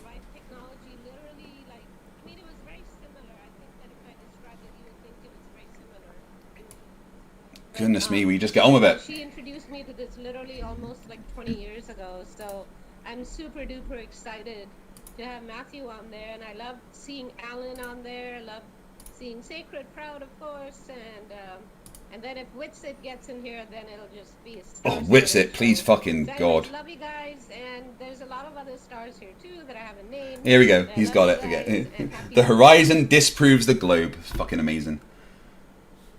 Thank you so much for that, Liliana. I appreciate the love. God, her voice. Yeah, sometimes, I get a little bit overwhelmed, especially back in my organic days as I'm a cyborg now. You know how that go. But looking at the sky, seeing the luminaries, and sometimes just catching myself in awe, like, what is all of this for real? Like, how could we have figured this out already? Is there a different way to look at this? what's actually happening with the motion. There always is how different our ways, system but working. doesn't mean you can deny facts. My mind races all the time, when I look at the sky. So hopefully, you guys get that same feeling as organics. You know what I'm saying? It's definitely dope. Ghostly Karma, my sincere thoughts with you. I'm sorry about that. My thoughts are with your family at this time. I'm sorry to hear that your auntie passed away. Gary don't never be pulling up. Let's say that to Gary real quick. Oh God, is it Gary Wabenga? Gary Wabenga in the building. You there, bro? You been in spaces before? I feel like you've been in spaces before. Just listening in. Good to see you, man. Listening to the nonsense from FTFE. It's always funny. Says the guy that doesn't know the difference between West and South, but Hey, you posted a picture of a cloud horizon earlier. FTFE. No, I didn't post a picture of a cloud horizon. Yeah, you did. Yeah, you show clouds and a plane above the clouds. So. You mean I reposted someone else's post? Well, whatever you did. Yeah. So if you're below the clouds, they appear to slant down towards the horizon, correct? Sometimes. Depends on the weather. Sometimes? Yeah, it depends on the weather and the amount of clouds that there is. If there's clouds up in the sky, they appear to slant off towards the horizon as they go towards away from you, don't they? Well, everything above you appears to go down, and everything below you appears to come up. We've been through this. Okay, so when you're above the clouds, what do? Well, because You're they're now flying below over a you, cloud bank. Yep, and because you're now above the clouds, they appear to rise up, which is what is happening so they in the form video. a horizon at eye level above you. Certainly not at eye level, no. No, 100% definitely not at eye And they appear level. to slant down. Which one are they actually doing, Craig? You do know that just because things appear Craig, to rise answer up the and down, question, they Craig. aren't. Craig. I am answering the Answer question, Gary, if you will Are listen. they slanting up or down? Neither. They Let's appear say to. I'm in an airplane above the clouds, and there's a guy on the ground below, underneath me. Which way are the clouds slanting? They aren't slanting, they just appear to. You do know the difference between actual and apparent, right? No, of course you don't. You're a flat earther. You're a flat earther, I They form a say. horizon, don't they? Well, if you cannot see the actual horizon, they will appear to form a horizon, but it won't be at eye level. Yeah, it's all optics. No, it's not all optics. I don't know what. I don't know. You don't know what optics means, Gary. You think that west and south are the same thing. Optics is how you see things based on the angles to your eyes. No, that's not what optics means. Yes. Okay, so angles to the eyes have nothing to do with optics. That's your claim now. No, I just didn't. I said they're not the same thing. Optics is No, not it is the same- angles it to is the the same eyes. thing. If you look up the definition of optics, if you look up the definition to Gary, if you look up the definition to optics, does it say angles to the eyes? You see things based on the angle to your eyes. I mean, if you want to make stuff up, that's all fine to you. It's fine. But if you look at the definition of optics, does it say angles to the eyes? No, it does not. Calm down, Craig. Oh, I'm fine. I'm just debunking your nonsense. How are they placed? How are they placed in our field of view? How are they? They're not placed in our field of view. We just have a field of view. So when we look at the sun that's halfway across the sky, it's not there for a reason. Well, yeah, because we're in the solar system. There for a specific reason. No, our eyes don't place anything anywhere. That's not how it works. Oh my goodness! See, this is how dumb globies are. So you think that our eyes decide the position of things? Is just their imagination. It's just they claim. No, you think perspective is reality, Gary, which is hilarious. Perspective is how we see. Perspective is just how we see, based on angles. Yeah, but you don't know what perspective is, so out there, including the ground and the sky. Gary, you aren't qualified for this conversation because you think west and south are the same thing. Hey, wait. No, I never said that at all. Wait a second. Wait, I never said anything like that. Yeah, you definitely did. Hold on. Okay, I'm gonna let y'all get another 30 seconds in. But FTFE, I don't think that you should be talking about directions, because from what I hear from Jeranism, he put you in a little conceding situation. Oh yeah, no, I admitted when I got something wrong. Navigation. No. Work the same way on flat Earth versus globe Earth. No, it can't actually. We disagreed about that bit. Concede that point. No, you're wrong. Be careful when you want to talk about directions because you got clipped up in 4K walking back some claims that you said regarding directions. So, yeah, just chill out, bruh. Just chill out. We know your history. Trust me. Okay, so that didn't happen. Jaren didn't. I seen that live. Don't play with me, bro. They was talking to you about circumnavigation. You was like, "Hey, bro, this can't work." Jarenism said, "Yo, just zoom in on the North Pole," and then he broke that broke it down how it could work, and then you had to walk back them claims, bro. That never happened when I was talking to Jarenism live. I didn't say it happened. When you see how they try to switch you just said you saw it live. Said when you talk. No, not when y'all was live together. He was breaking down a claim when you was jumping on. Oh right, okay, yeah. When he didn't talk about the entire thing, right? Yeah, when he didn't explain what actually happened. Yeah, I conceded I was wrong about a simple thing, not about circumnavigation. Bro, you already moonwalking. You try to change the narrative. Well, maybe if you actually knew what the narrative was instead of just listening instead of checking. The fact that you moonwalking your points back because you didn't understand. I got one thing wrong. But the rest of it was right. So stop pressing other people about directions when you. Oh no, I know about directions, but you also got the thing wrong too. Oh no, I didn't get directions wrong. I didn't get directions wrong. I didn't get directions wrong. I didn't get directions wrong. So I don't know why you're lying. Oh, I do know why you're lying because you're a flat earther and you guys like to do that. So you conceded. What did you concede about? I conceded about whether you would be able to walk in a straight line and continue around the lines of latitude. I got it wrong when I thought that you could just keep walking and the curvature of the Earth would make you go in a straight line, but obviously you would have to move slightly to the left the more north you got. I got confused with myself and I was thinking just about the equator, which is the only line of latitude with which you wouldn't have to turn left or right to circumnavigate the entire world. That was the only thing I got wrong. I got nothing wrong about directions. I got nothing wrong about navigation. I just got something slightly wrong about how you would have to turn if you were going up towards the latitudes. And once I modeled it out for myself, which is what I do, I test things to make sure. And once I'd modeled it out, I went back to Jaren and said, yeah, no, I modeled it out. You were right. I was wrong about that one thing. Let's continue the conversation. Because that's what honest people do. But flat earthers never admit that they're wrong. That's the thing. Ever, ever, ever. Like Gary thinks that you can go west and head to the equator. Which is dumb, and he won't admit that. Going in a specific direction and not. No, it wasn't a direction. Again, not a direction. I appreciate you. And it doesn't work on a flat Earth. I appreciate you walking back that point. So here's the thing, right? On the honesty throughout the conversation. Okay, well, let's test the honesty then. Let's test the honesty then. We're gonna get to all of that in just. Hold on, let's test the honesty first. Let's test the honesty. If the Earth was flat, go ahead, bro. If the Earth was flat and you were on the equator, would you have to turn left or right to stay on the equator and circumnavigate the Earth? Wait, what? If you were on the equator and the Earth is flat and you want to follow the equator all the way around the Earth, would you have to turn left or right? It depends on which direction you're going. Well, so you're saying you would have to turn? It's relative. Yeah, I think so here's the thing. On the equator, to circumnavigate the Earth, you don't change your heading. You just go forward. On the flat Earth, you absolutely would, which debunks the flat Earth. Bro. And you know, things like that are things you would know that you changed your heading. So now you're admitting you're using a compass. Yeah, why can't you use compasses? What's wrong with that? Because you just said the compass is how you know if you change your heading. So I said one of the ways you could know. It doesn't change what I've said.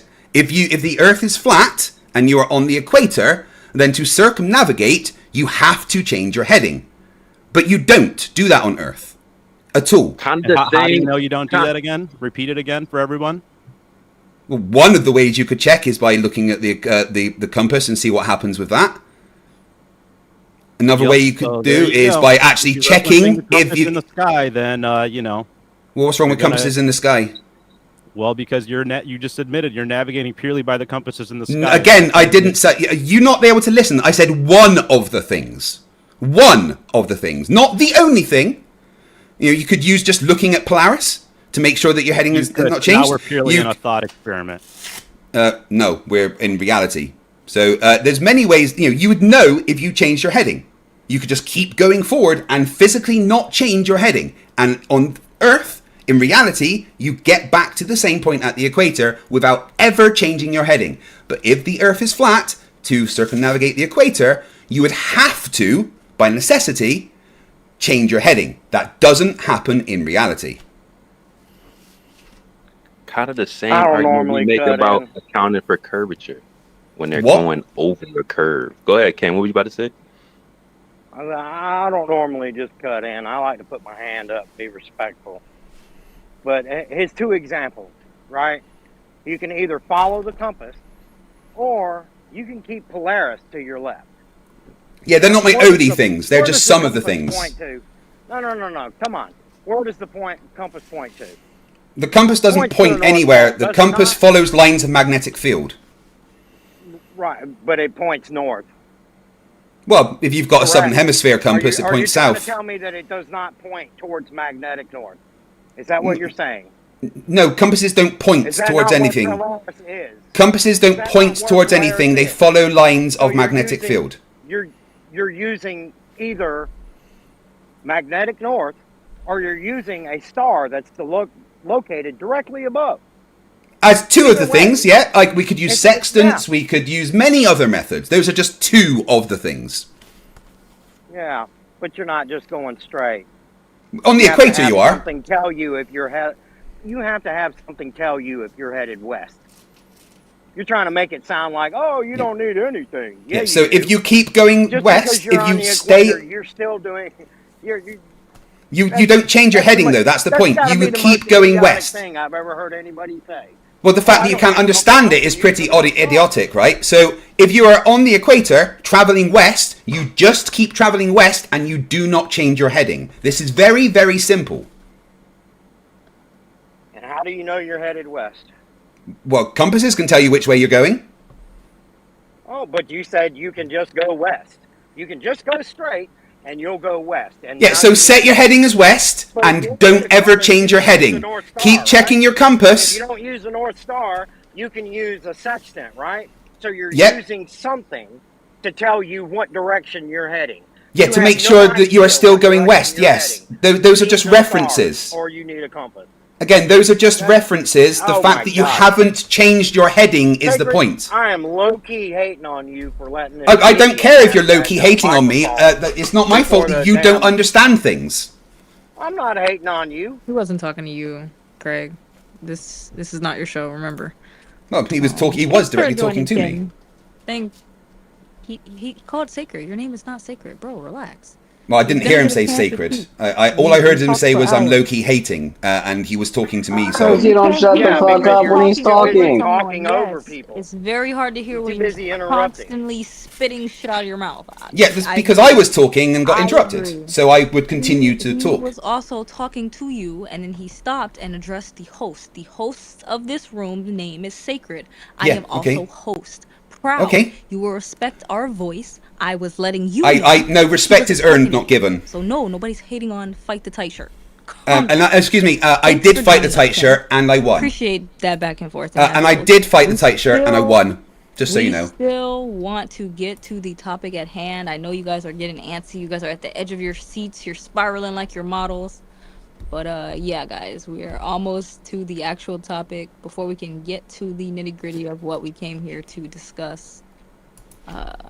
But yeah, I definitely want to give the floor. Did everyone get to speak? Oh no, I think they had one last question. Appreciate that, Proud. I just want to say, Sacred, bruh, how many times did you hit that bell exactly? Because if you tap that bitch one more time, Janie Neutertron is gonna get so triggered. Ain't no other ball tart gonna be able to milk. Is all you've got insults? Is that it? Fantastic. Like I said, he can't control himself. Well, yeah. If I get an insult, I speak up. Just deal with it. Maybe call me FTFE or Craig instead of something else. Janie Neutertron. No, that's not my name. It's Mr. Neutron to you. Mr. Neutron to you. Janie Neutertron, just remember when the clip again, dropped. Mr. Neutron to you, young man. Yes, ma'am. Remember.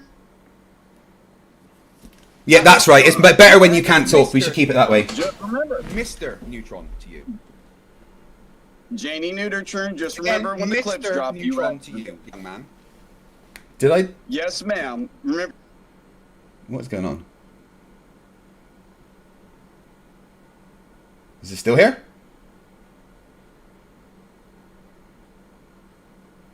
I think I might have just got kicked from the space.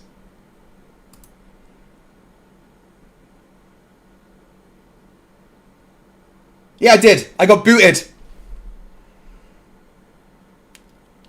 That didn't last very long, did it?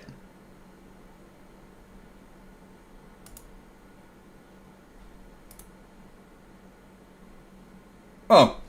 It appears the space has ended.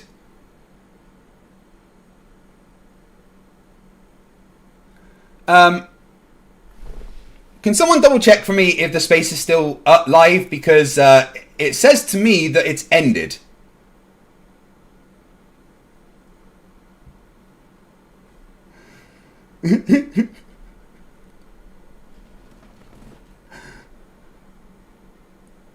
Yeah, I'm not sure what happened. Either the spaces ended, or I got booted.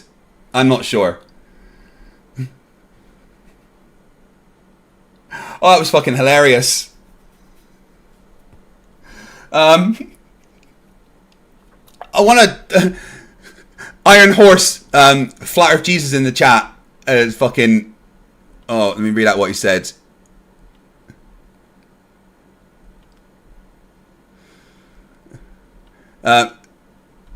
So Iron Horse in the chat says that if you head west on the equator, you will go south even in your ball Earth, which is one of the dumbest things I've ever heard.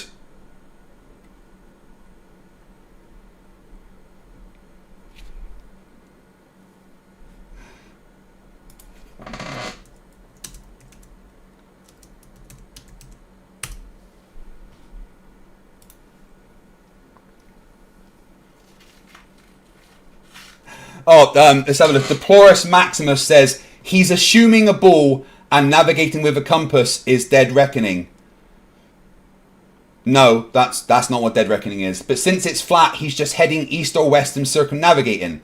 This is why boats that dead reckon end up horribly off course.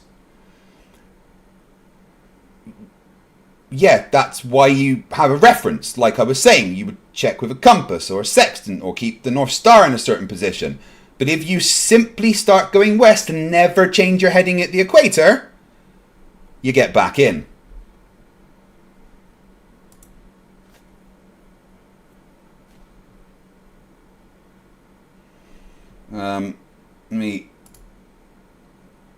There we go.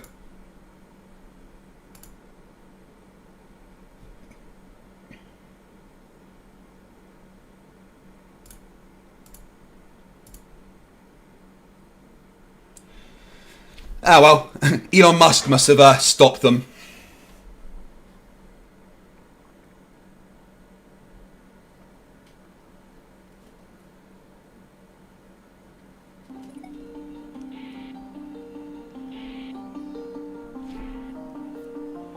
Elon got tired of FTFE. PlayStation, that looks like PS1. How are we? Elon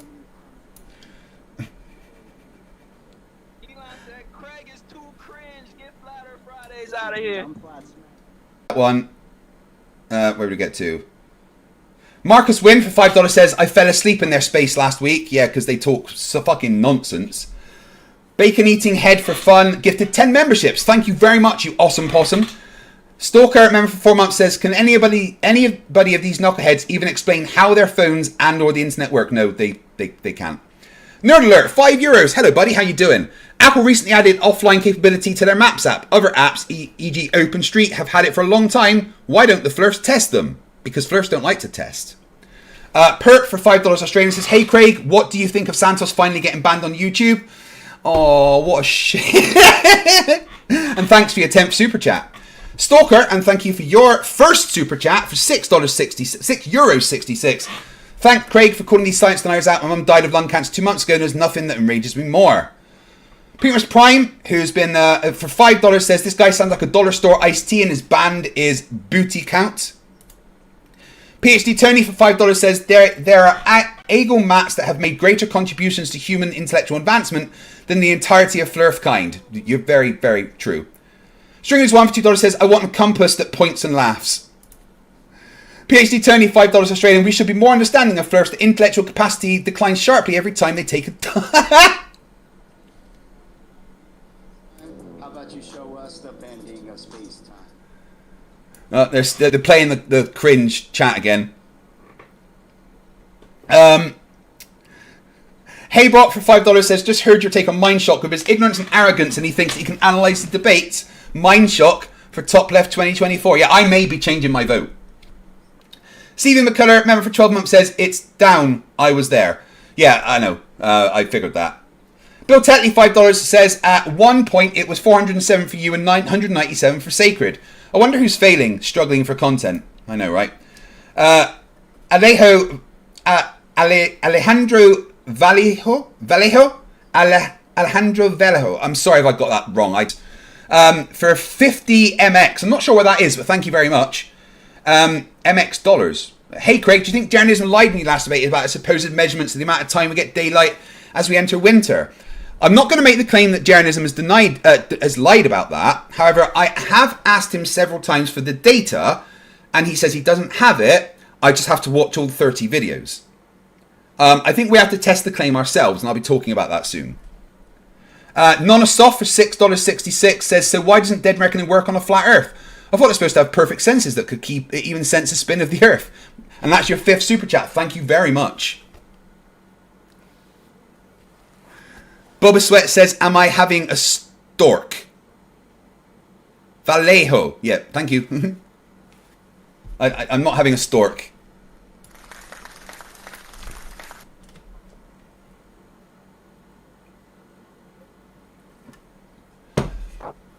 Got a bone pick with Elon, man. I don't know what his beef is with us.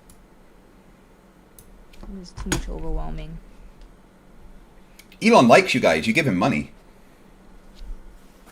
Every single time they come in here, the space crashed.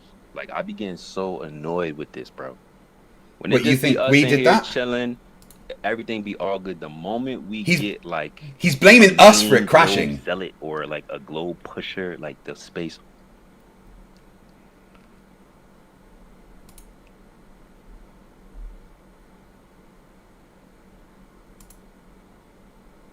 We didn't even really get to the whole shit yet. It was already rocking algorithms. We try to repopulate the jumbo. Just want to check it's working. Yeah.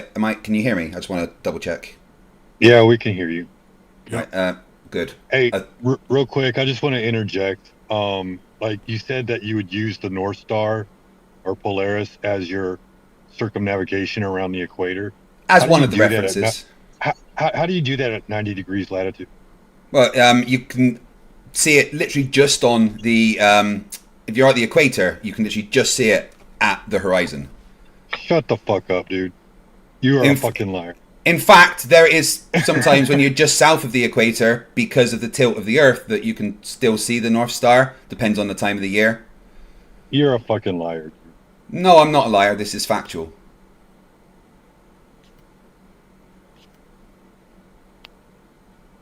You could use any star as a reference.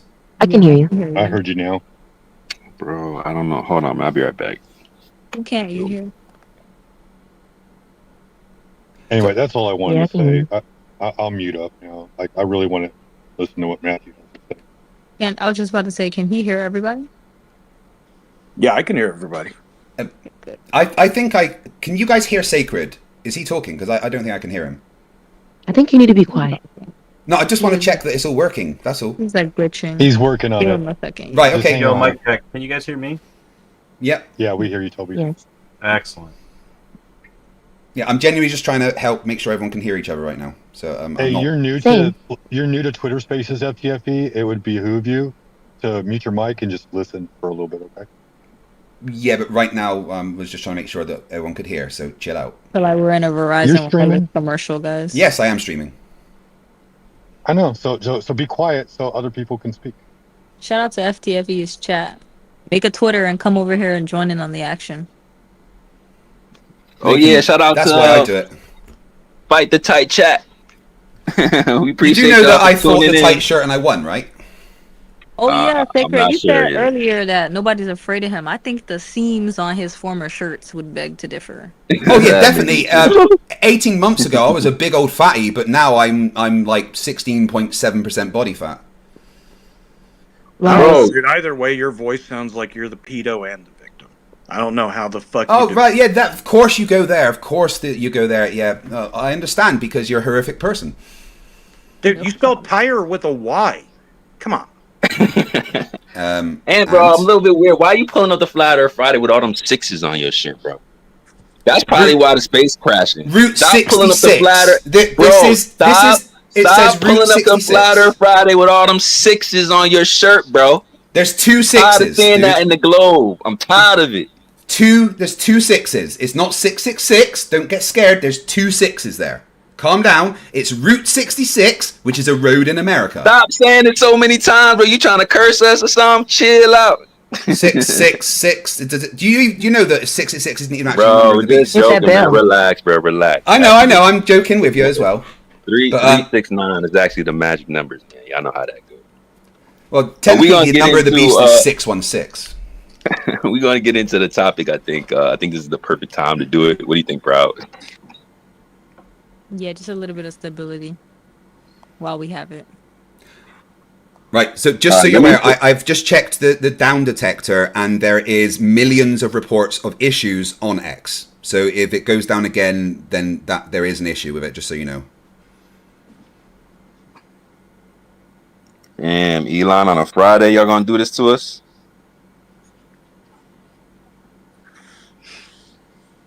I think you're good, Sacred. Gotta watch out for that. All right, I appreciate that. Yeah, Elon, just turn them off again. Cheers. Oh shit, I'm not muted. Expose.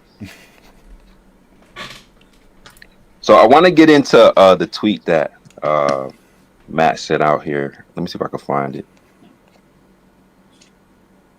And then we're gonna I want to hear his perspective on this Coriolis. Yeah, me too.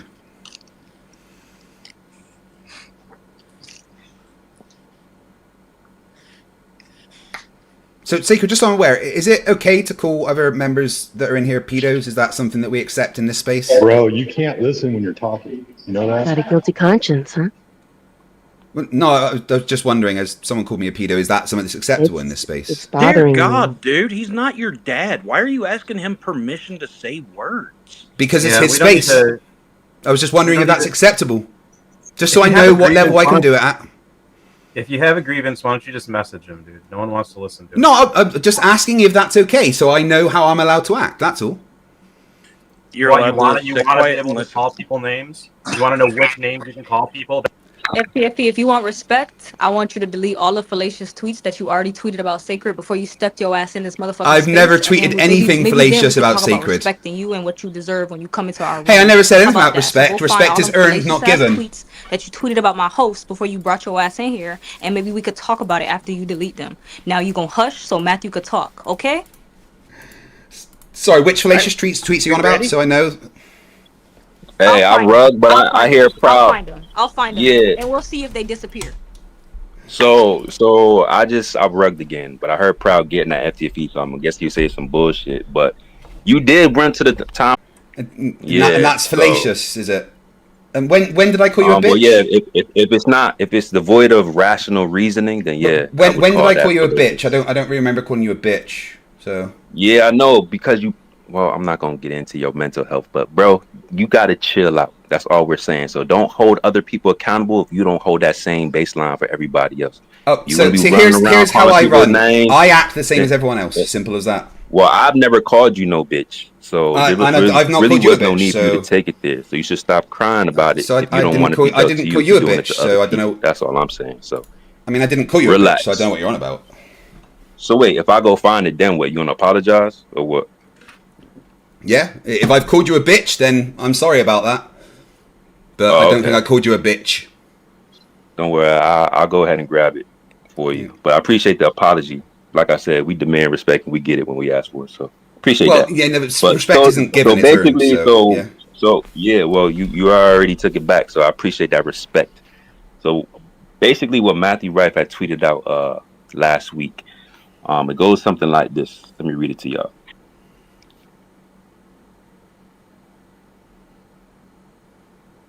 So he says, "Okay, flat earthers, listen up." He said, "I know quite a bit about physics, but just now learned that there are people who think Coriolis effect is due to the spin of the Earth, and y'all know we talk about this all the time. It fucking is. Of course it is. I never studied the Coriolis effect in school because I don't have a formal education in physics, but I remember the first time I saw it, and I immediately knew what was happening. I can prove that this has absolutely nothing to do with the spin of the Earth or the spin of the flat plane, whatever. You get it. So whose podcast am I jumping on? And as you can see, he's here at Flat Earth Fridays to talk about this. And I'm really interested in hearing his perspective to figure out what this I do like smashing non-Flerfs as well. Force, or what this is. Matthew, I don't know if, do you want to like give like a little bit of a background on who you are and what you do before you get into the topic? How you want to do it? It's up to you. Yeah, I can go into all of that and just lead straight in whenever you're ready. Yeah, let's get to it. All right, so my name is Matthew Rife. I own Rife Technology Incorporated. I'm based out of Richlands, Virginia. I do work a lot with electrical engineering, physics. I have invented things. Currently, I'm working with multiple doctors, and we're trying to figure out what the problem or why the pseudouridine is attaching to different DNA strands, and it's due to the mRNA mapping of this vaccine that people got. I'm guessing most of you are not vaccinated, because you're alive, but the pseudouridines is what's causing what's called amyloidosis, right? So you have like beta amyloids that'll block the prefrontal cortex, causing dementia, things like that. So I go into a lot of different things, but one of my labors of love is physics. Now, currently, I'm working on this thing to prove love and quantify it in the most quantifiable sense that we've ever had. And the more I get into it, the tougher that it is. So this all boils down to intent. How does intent affect our universe and this realm that we live in? Guys, just so you're aware, we are about to hear an absolute shitload of pseudoscience and fucking nonsense. Please make sure you have pillows taped to your hands so you can do this.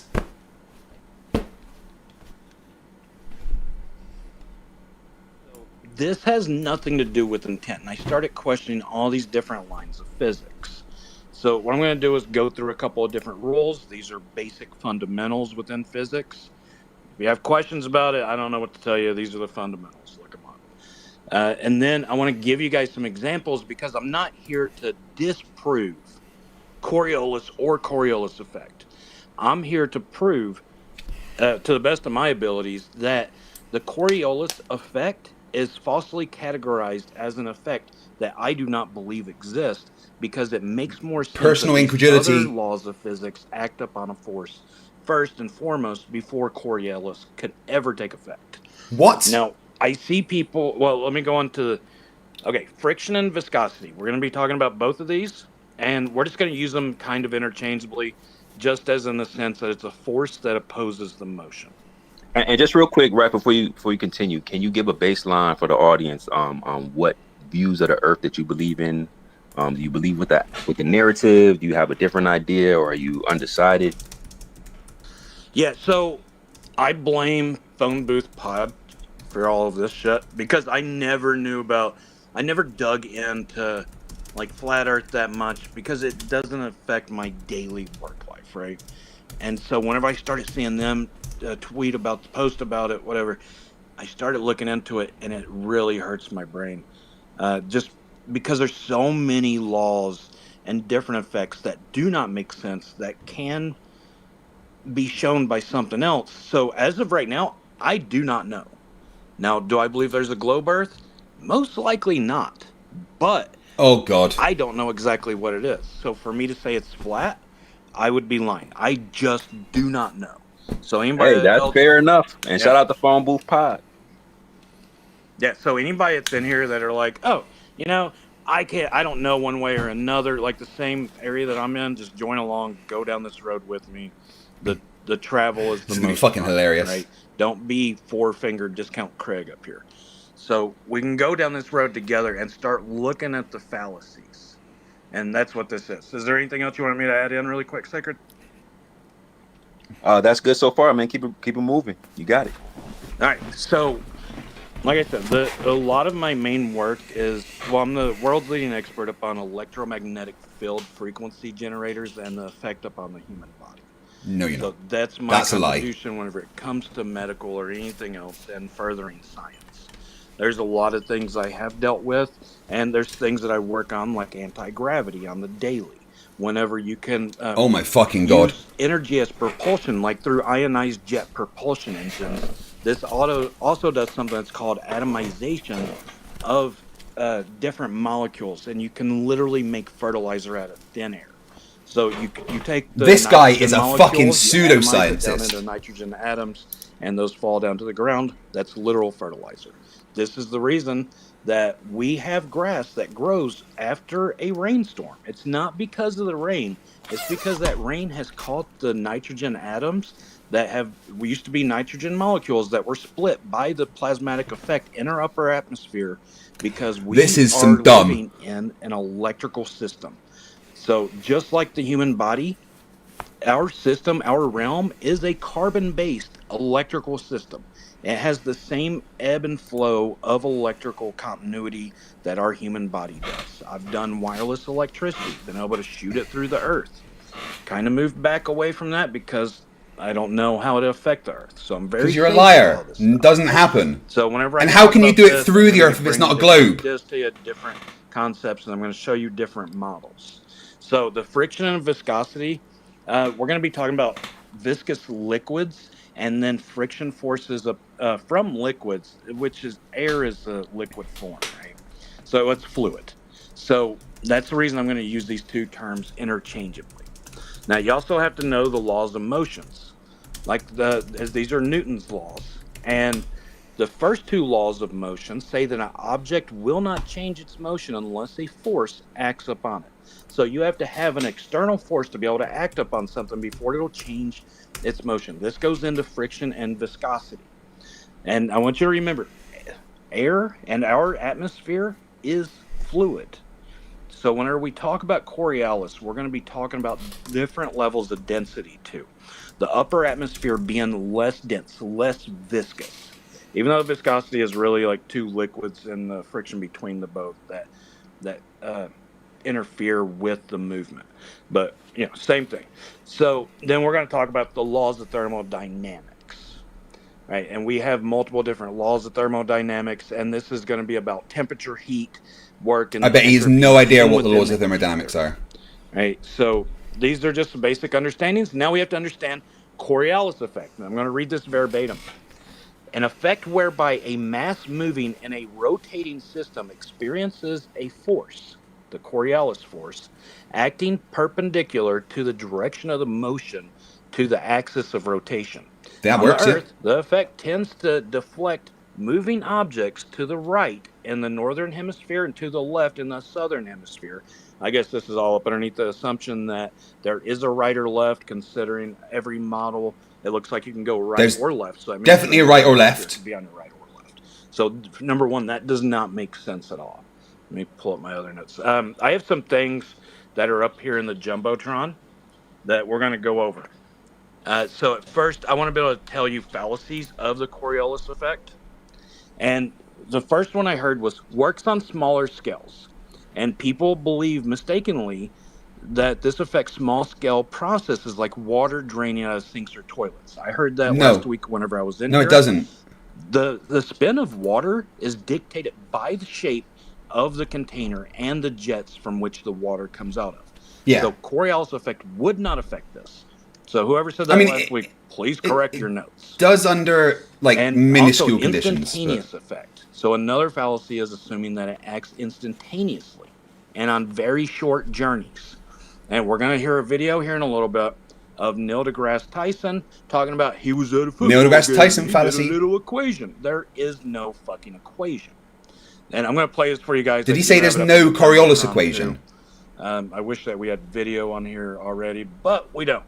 So, and also, the Coriolis effect only affects wind, right? This is a policy within their own. Who fucking said that? They believe themselves, and they assume it only affects wind patterns.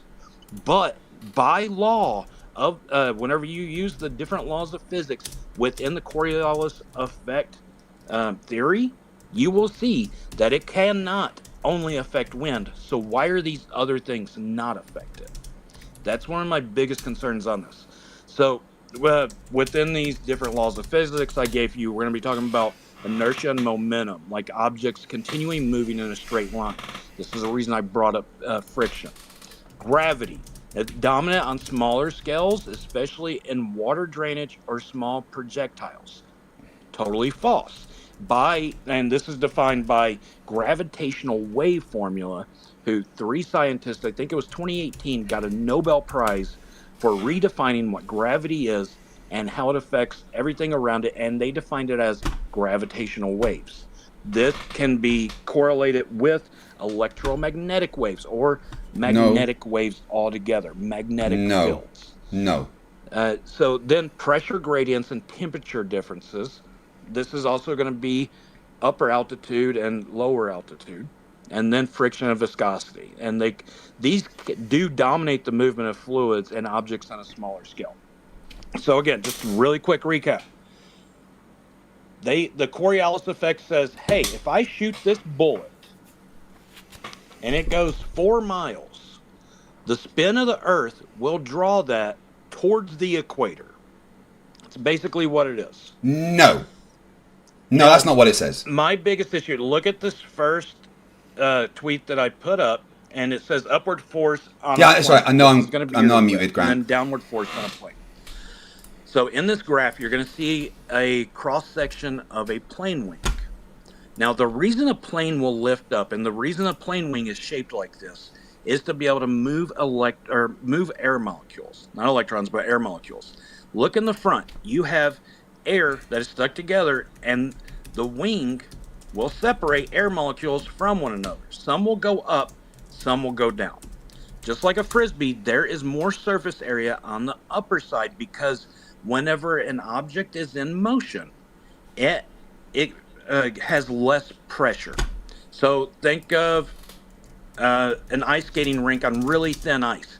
You can go super fast across very, very thin ice and get across it.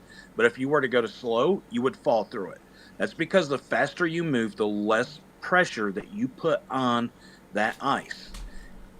Now, that right there does disprove every bit. I'm making notes as he's going, guys. All right, I don't want to miss anything. anything. Defined as, the inner core is spinning. There's mass. It's going to draw you in. What this is actually explaining is he's wrong about gravitational wave, which is against the old model of gravity, because whenever an object moves faster, the gravity of the Earth becomes less. So this is more gravitational wave. No, what? So whenever an airplane takes off, it's going to have more surface area on the top to be able to move these air molecules a further distance, and it creates a low pressure system. Everything he's saying is wrong. So, I guess you can kind of say that an airplane does levitate, but it goes towards a lower pressure system. This is the same reason that whenever you have air that blows between buildings, that it will suck the glass right out of the buildings. And, they used to have this happen all the time. This is the reason they have to have very tough glass in between buildings, because when air blows through, it creates a low pressure system. This is some stupid. There's high pressure on the other side, which pushes that glass out. This says a lot. This is an equalization of pressure. More pressure inside than outside. This is how our atmosphere should work. Whenever there's a vacuum, our oxygen and our air within our atmosphere should be sucked out of it. There is no container within a globe Earth model. So let's look at the globe Earth model. A spinning ball. If you have a still ball, 1 inch, 2 inch, whatever, and you spin it on a table, it will spin. That inertia keeps it rotating until the friction from the air and the friction of the table slows it down because friction is capturing some of that energy, some of that movement. It's converted into heat. This goes into laws of thermodynamics to say that, no energy can be created nor destroyed. It's just converting it from one form to another. Okay, now take that steel ball in your head and smear a viscous liquid on it, let's say car oil. This viscosity, whenever you spin that ball again, that viscosity will keep that ball at a slower pace and slowing down even faster. So within the Coriolis effect, every This guy bit is of dumb our as fuck. Earth is spinning, and we also have an atmosphere, a vacuum system on the outside of that. To me, that is ridiculous because Personal there would have to incredulity. be some sort of friction. We would know up on the Coriolis effect and the spin of the Earth, if that was true, that What? it would be spinning the air closer to the Earth at a higher rate of speed because that's where the initial energy comes from, is the Earth. And then as you go out, that's whenever the thinner air would actually have less movement because it's tied less to the Earth. This is viscosity. These are different layers. So that friction does not exist. And that would go to dictate that, hey, the spin of the Earth cannot affect weather patterns because these things are separate. There is a vacuum system outside that is not sucking the way it's supposed to. It Vacuums goes don't against the suck. laws of physics. And I may be throwing you guys for a loop here the way I'm talking right now, but what I'm trying to say is the spin of the Earth has no effect upon weather patterns. It's What's exactly more what we're... probable is the electromagnetic field of the Earth has effects upon the weather patterns because, as already concluded, we live in an electrical carbon-based system. These No, we change don't. of electrons from positive to negative, creating high pressure and low pressure because of the different wind speeds.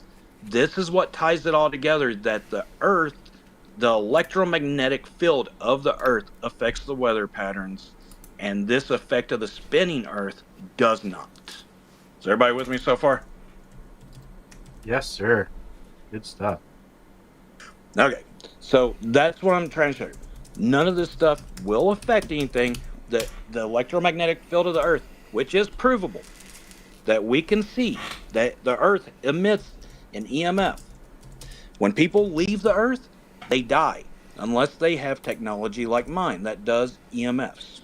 So, because this does affect the body, you, as a What? carbon-based electrical being, have to have EMFs to survive. In the 60s, whenever they would send people up in there, I don't know how far, don't want to talk about atmosphere or anything else, that when people left the Earth's surface, they either come back severely sick or dead. That's the reason that we have to be able to have EMFs to be able to survive. And Am I being FTFE, this punked? kind of goes into the effect of, oh, you think sound cures cancer. No, I never said sound. EMFs and sound waves both travel the same. One is compression. Decompression requires atmosphere to travel. The other one travels like sound waves but does not require atmosphere. It can go through the vacuum of space, even in your model. So you guys can look at this. I put a tweet out there somewhere. It's on my website, reallifetechnology.com/research. You can see tons of clinical trials of these EMFs and the effects up on the body. And Fucking these hell, this is correlate bad. with the Earth and where you live at on Earth. There's actually places called blue zones that people live on average, or not on average, I need smoke. they'll live up to like 90s to 100s, right? They have a longer lifespan. And it's because they have a stronger electromagnetic field on the Earth. Now, I'm going to bring up some of these things really quick. Give me one second. Yeah, Eric, don't worry. I'll be dealing with it.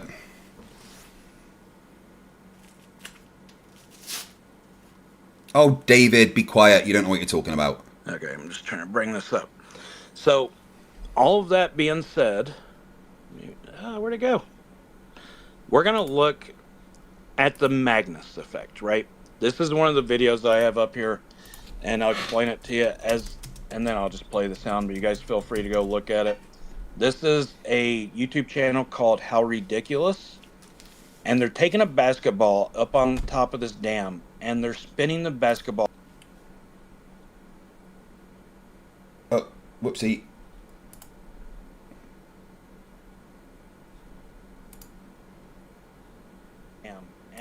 spinning the basketball backwards. The reason why is because they're using air viscosity and friction to be able to draw air molecules across the top of the ball. This, in effect, whenever the ball is falling, it has a downward trajectory, but the lower pressure air system is towards what we would see to be the front. So the ball, the faster it goes and the more air that passes by it, whenever it's spinning backwards, it's using friction to drag those air molecules. So therefore, the ball in return shoots forward. What we would see is forward. Listen. Drop rest at the table.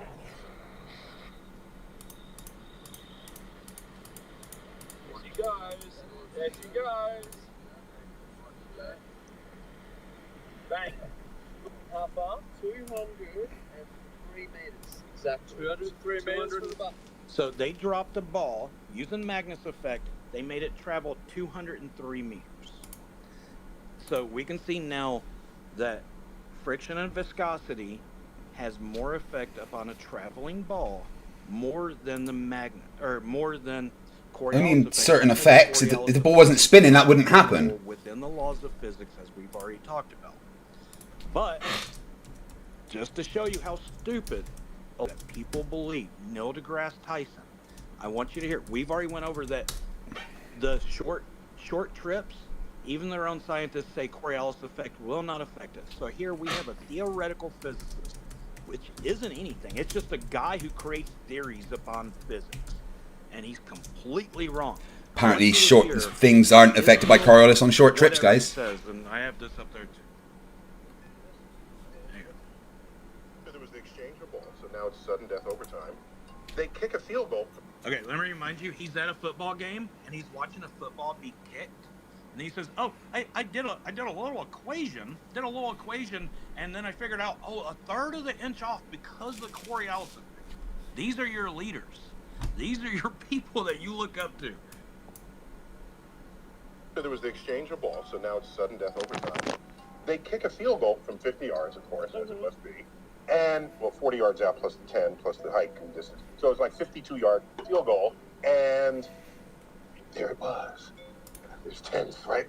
Everybody's silent, and the ball comes up, and it careens off the left upright and goes in for the win. Wow. And I said, ooh. I remember this. I remember this tweet. That's what I'm saying. So then I said, wait, this? How long is it? So I checked the stadium on its configuration, with longitude and latitude, and I said, I did a quick calculation, and I tweeted, the winning field goal in that game was aided by a 1/3 of an inch deflection to the right from Earth's rotation. So there was the exchange. Okay, that is the most ridiculous thing I've ever heard. Personal incredulity. Quick equation. Okay, if there was such of an equation and nobody can find one, if there was, there is. I can do it right now. Something like, okay, here's 52 yards.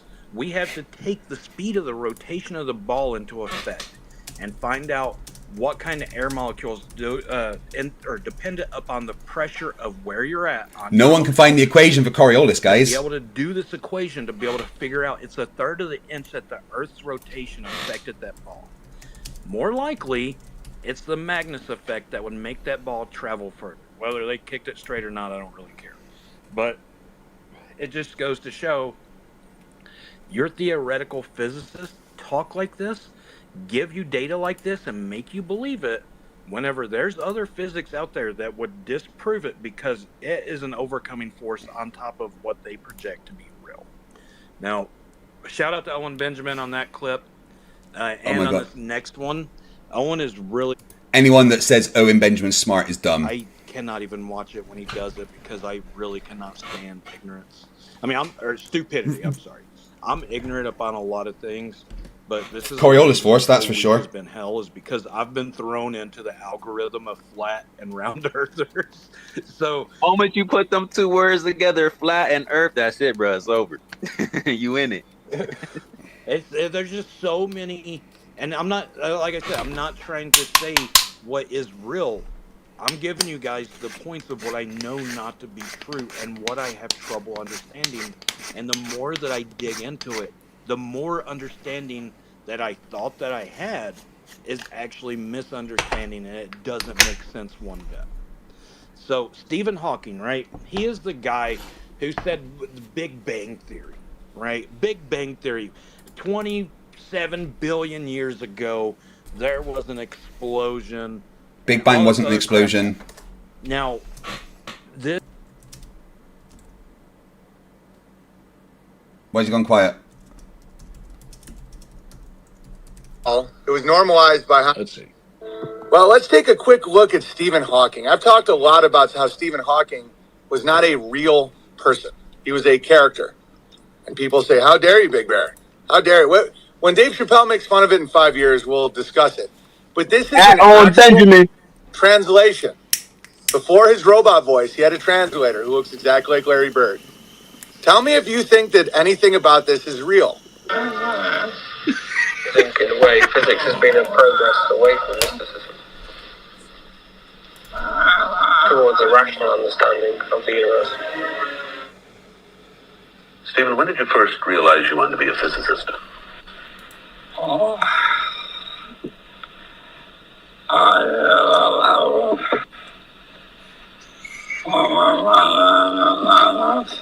think I knew from about the age of 9 or 10. What the hell is that?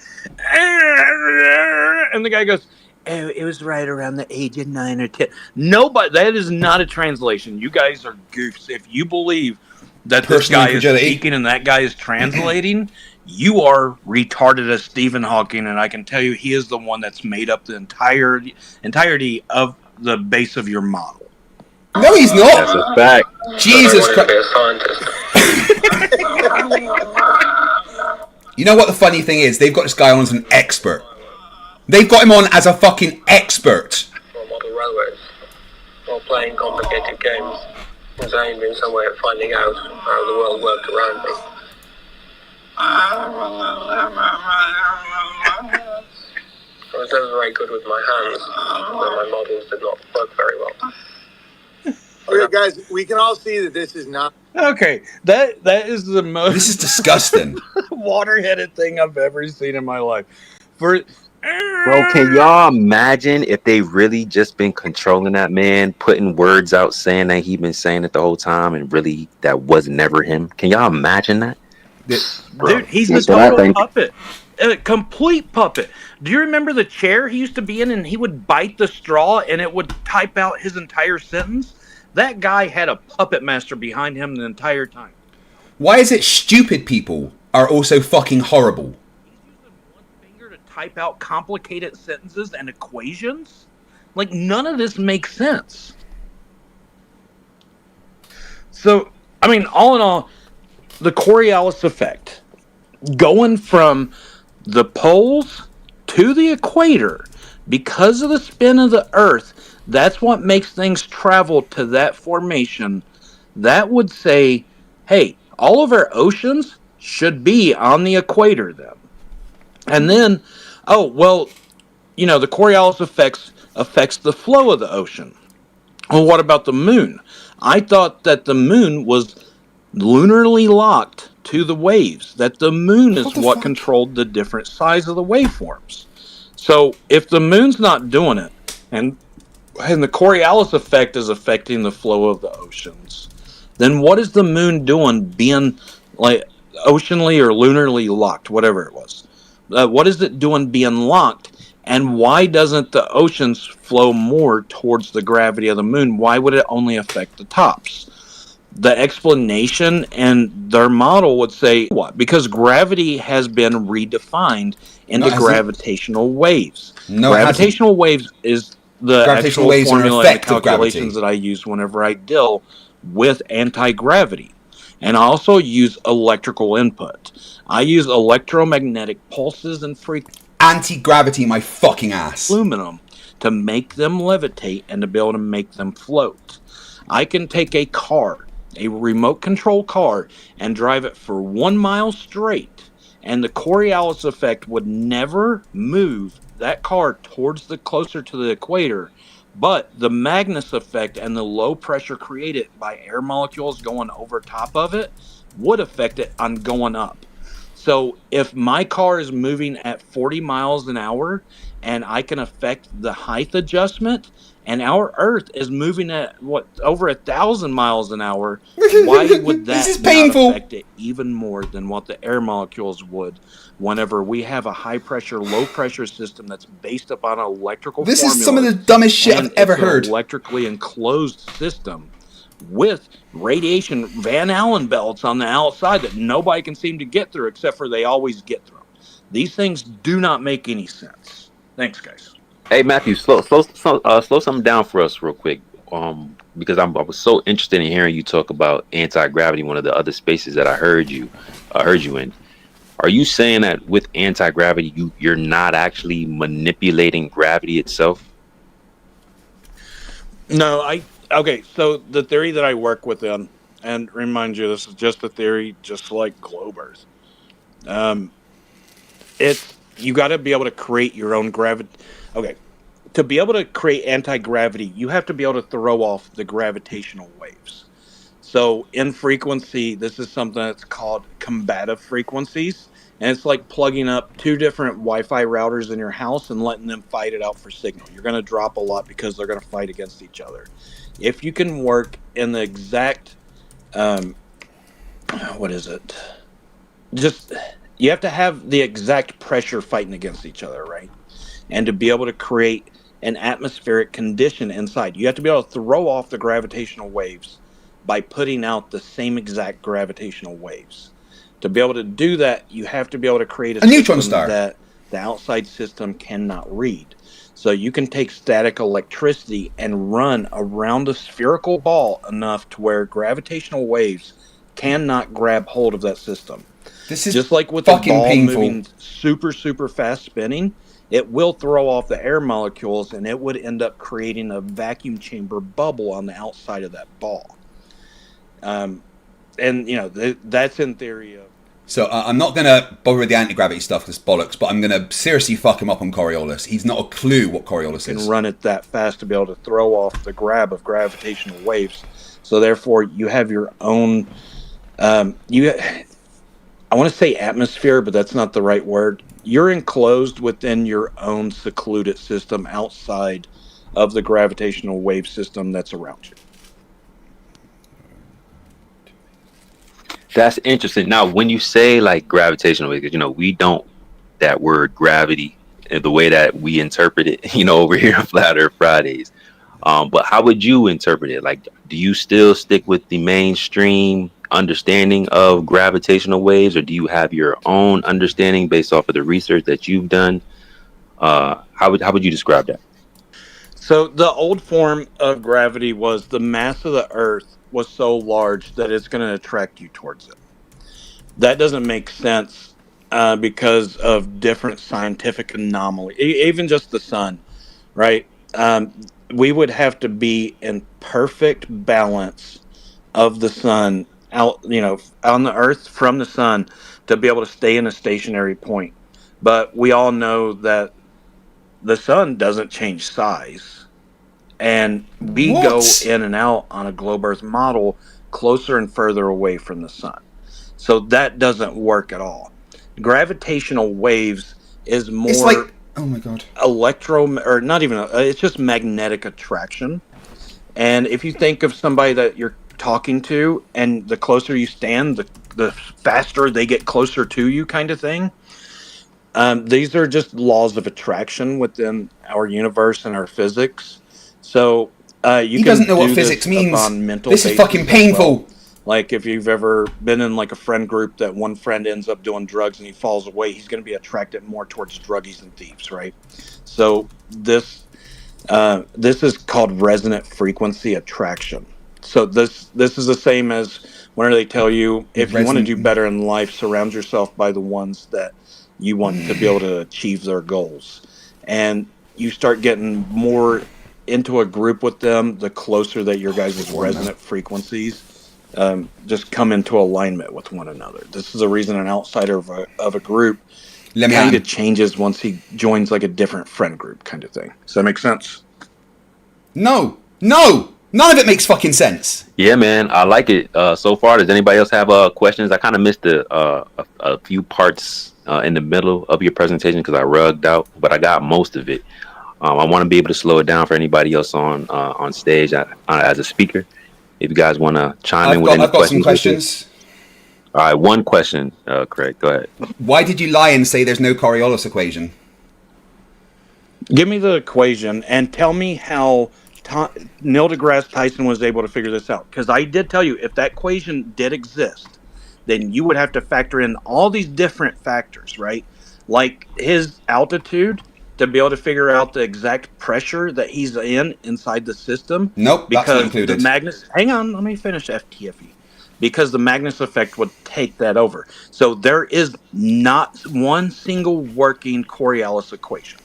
Totally incorrect. The Coriolis equation is F equals 2m omega v, where F is the Coriolis force, m is the mass of the object, omega is the angular velocity of Earth's rotation, a vector quantity, v is the velocity of the object, which is also a vector, and obviously, omega is times v is the cross product between the angular velocity and the velocity of the object. There's a simplified version of that, which is just 2 omega sine theta. The Magnus effect only applies to an object that is spinning within a viscous fluid, which doesn't account to the Earth because the Earth is not spinning within a viscous fluid of some kind, so it's completely irrelevant to the Coriolis. The pressure gradient has nothing to do with Coriolis. The Coriolis force is simply calculated based on your latitude or the angular velocity of Earth where you are, the velocity of the object, and the mass of the object. As simple as that. To say there is no Coriolis equation is a straight up lie. It does work. It works every time. Hang on. There's not one that works because what you're missing. No, it does work. Let me finish or I'm just going to throw you off stage, okay? Don't be a child. What you're missing with this is the pressure that you're within. For one, there is electrical continuity within the air. We have electricity flowing all around us as dictated by the Earth's electromagnetic field that goes out, right? So what about the density and the pressure of the nitrogen and oxygen molecules around you? You're missing that, and if you were to factor in that density pressure, maybe you could have a working model, but there's no way to factor that up on being able to say, oh, just a quick calculation. And even in that equation, there is no density involved. That's a key point that you're missing. This is why I say there's not one that works. So, no, there's no need for density in the Coriolis equation. You are completely Go ahead, Greg. wrong. You can respond real quick. So yeah, there's no density needed in the Coriolis equation. It has zero effect. Obviously we take into account like weather and things like that because more than one force can act on things at the same time. But there's absolutely zero reason why density would be in the Coriolis effect equation. I genuinely, and I'm trying to be respectful here, but frankly, you have zero knowledge of the Coriolis force and what it is and what produces it. You've just said a bunch of things that are completely wrong. You said straight up there is no Coriolis equation. There is, and it works every single time. And the equation that Neil deGrasse Tyson did would absolutely work to show that ball would be deflected a tiny bit to the right. So when you said there was no Coriolis equation, you straight up lied. And I'll tell you why. Okay, again, you're misquoting me. I said there's no real Coriolis equation as in one that works. The reason I say that you have to have this density involved is let's just take the theory of deGrasse and this football field. Somebody throws the football 100 yards with zero spin. And this is all theoretical. Don't be like, that would never happen. It's all theoretical. So zero spin, a ball flying through the air 100 yards in an exact straight line. Now this it is a fluid system because the air is a gas is fluid, so there is a fluid system here. Now if you throw that ball in the air and you're going 100 yards, let's say that there's a Coriolis effect of 1/3 of an inch. How much of a Coriolis effect would it be if you threw that ball underwater? Now, it would change because there is a viscosity difference. There is a friction difference based upon the density of the surrounding fluidity that you have. So you would have to be able to include that. You have to account for the atmosphere around you, and if you didn't, we would be in a vacuum. Okay, so no, like I said, more than one force can act on things at the same time. And the Coriolis force doesn't disappear when you put it in water. There's just other forces acting that can be more influential. The Coriolis force never disappears. It is always there and always accounted for. Snipers account for it. Military artillery account for it. That's actually false. No, it's not. I've got the military tables and snipers do not account for it other than it being written inside of a book, Jimmy. Okay, they absolutely do, because I know snipers in the military because I was in the military, and they absolutely That's do. That's amazing. You read a book. No, I spoke to actual snipers. I spoke to actual snipers that say that it is used when they are shooting over 1 kilometer, and also artillery take it into account. You agree with me? You do agree with me that density and the density of the fluid around you would affect Coriolis, right? No, it wouldn't affect Coriolis. Okay, Coriolis, so you're saying a ball flying through the air and a ball flying through the water would have the same exact movement on the No, because multiple forces can act at the same time. The Coriolis force isn't changed; it's still there. Multiple forces. Listen. Yeah, but again, that doesn't take away the Coriolis force. The Coriolis force still exists. There is just other forces acting at the same time that can be stronger and more influential. The Coriolis force will always be there. I did think about it. You know, just so you're aware, you did say that you don't have any. FTFE. This is not you yelling over everybody, bro. I'm trying to have a conversation, and I keep getting No, you're not having a conversation. I'm trying to. There's like, how many people we got in here? Like 200 people in here. All right, it's not you on the phone with another guy. Okay, so it has to be a good listening experience. Your voice is already cringe. We don't need you yelling because you're getting so hyped up over fictional force on balls, bro. Like, chill out. You don't have to scream. We all can hear you. And the way a conversation works is you respond without interrupting, bro. Now, I don't mind interjections. That's cool. Yeah, but that's like what I'm when doing. you start to raise your voice just to drown out somebody else's voice, like, we're not going to do that. All right. But if you also don't want anybody to interject, and let that be known. But if someone's saying, hey, let's have a back and forth, you got to respect it because there's multiple people listening. They want to hear both sides. Yeah, and I'm trying to. Stop making me mute the whole room to address whatever type of behavior you got going on, bro. Just chill, relax. We're going to give you a chance to speak. Go ahead, Matt. Okay, we're going to take this down to fundamentals. And we're going to take what you said into account. Different forces can have play upon the movement of an object. 100%. I couldn't agree with you more. My point is, where is that viscosity? Remember, whenever I was talking about fundamentals, viscosity and friction, we're going to say them interchangeably. Where does that factor into this Coriolis effect whenever Neil deGrasse Tyson was said, oh, this football, it was aided by a third of the inch of the Coriolis effect. He didn't factor in viscosity, which is a force that would affect an object, right? Yeah, and the forces of viscosity in the air affecting the ball would have been so minute in that circumstance that they wouldn't have been needed to take into account. We're seeing I was right still now. saying something. But, okay, carry on. Sorry, I was in the middle of saying something, but you carry on. Okay, sorry. We're seeing right now that the Magnus effect has more effect on an object than the Coriolis effect. That means it would overrun it. So the Magnus effect is due to viscosity. Yeah, and but the Magnus effect... We have video on that. And just like I explained, airplane flying. This is the reason that golf balls have dimples on them, is so that it can grab more air and to be able to move those air molecules. It's the reason whenever you hit a ball, you want it to fly further by having more spin on the ball. It's going to move more air molecules and create a lesser pressure system. Go ahead. Yeah, do you know the equation for this viscosity force that you're talking about? Because there isn't one, just so you're aware. I think you would be referring to drag, but there is a way to measure the viscosity of a liquid. Yeah, but there's not a viscosity force like you seem to be saying. But again, right, so the Magnus effect, which you were saying about, only applies if an object is spinning. When How Ridiculous threw that ball off, if they didn't spin it backwards, then the Magnus effect would have had no effect. It was only because it was spinning and it was bringing the pressure of the air around the ball that the Magnus effect takes account. Again, Other forces can happen at the same time. The Coriolis force didn't appear. It's just in that circumstance, because the ball was spinning, the Magnus effect was stronger than Coriolis force. So, just saying the Magnus effect is a thing doesn't debunk the Coriolis force in any way. The Coriolis force works. The Coriolis force is taken into account. The Coriolis force is what causes the drift of a pendulum that you can measure your latitude with on Earth. No, I know the pendulum you're talking about. I made that argument a couple of months ago, and once I looked into it, I just can't find any viable information to show that it's true. But I can tell you... I mean, I did it myself. I've actually done the experiment. Listen. So Great. That's awesome.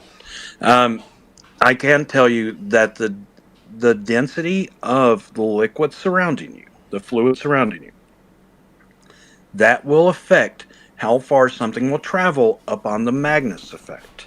Mm-hmm. So no one's denying that. Whenever you have low pressure, high pressure within air, you would have to account for that. You may say it's minimal, and it could be, but it still needs to be calculated to have a correct equation. No, not at all. Simplification equations exist, and you don't take into account every single tiny variable when they are so small. That's just kind of what you do when you're modeling. And because the Coriolis force would have been so much more than any forces influenced by the density of the atmosphere, then you wouldn't need to take it into account, and you would still get an accurate result over that short distance. So no, I mean, we wouldn't. We absolutely would. You can say we wouldn't, but you're wrong. A short distance does not equate into a Coriolis effect as defined up underneath the Coriolis effect. The short distance is not affected. Why would the short distance not affect the Coriolis? I'm not your teacher, dude. This is just within this is a claim. No, it's not. No, nothing about the Coriolis force says that it's not. It doesn't work on short distances. That is just false. There's okay. When you read the equation. I've looked it up because I've actually got a degree in physics and studied Coriolis force exclusively. Density of the fluid around you to where you don't need to. You don't need to because it's not included in the Coriolis. No, you don't because it's so minimal. You don't have to calculate in friction for physics. Great. Depending on the circumstance, yes, but that's not taken into account with the Coriolis force is a different thing. Whenever you have a measurable value, here's the thing. Have to factor in. Right. Here's the thing. The Coriolis force is the equation for the Coriolis force is for the Coriolis force. It's not for other things. You would add the other things after. You would go, right, so this is the influence that the Coriolis force would give. Let's say that is A. Now let's see what other influences there would also be. Oh, density, viscosity, wind, whatever, and those would be other things. They do not affect the equation of A. That equation is still what it is, and then once you've got the result of that and the force that it would give, you would then say, okay, now let's see what that is against the other forces. You don't need to include density or anything like that in the Coriolis force, because the Coriolis force is simply a result of a rotating reference frame. That's it. Okay, here's the reason that I think that your arguments are just plain retarded is because you keep on saying Coriolis force whenever I'm arguing against it. Like you're saying, it's like saying, oh, racism is racist. You know, I mean, that's just what are you talking definition. About? It doesn't make sense because you're using, Coriolis force whenever I'm arguing that it's other factors that play into physics that eliminate any kind of Coriolis, even just theory altogether. But no, you don't. Nothing eliminates the Coriolis theory. Okay, explain it without saying Coriolis. Why would I explain the Coriolis without saying Coriolis? That's dumb. That means you're stuck in that. We are discussing the Coriolis force, so of course I'm going to say Coriolis force.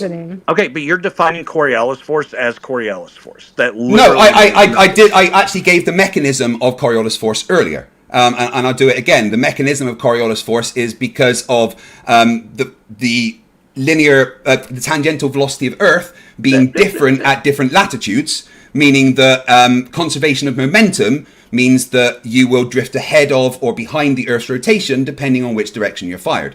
Conservation of momentum is affected by friction. Okay, and again, you have other things that you put in after you've done the original equations. You go, what other forces are there? And then you have a sum of all the forces.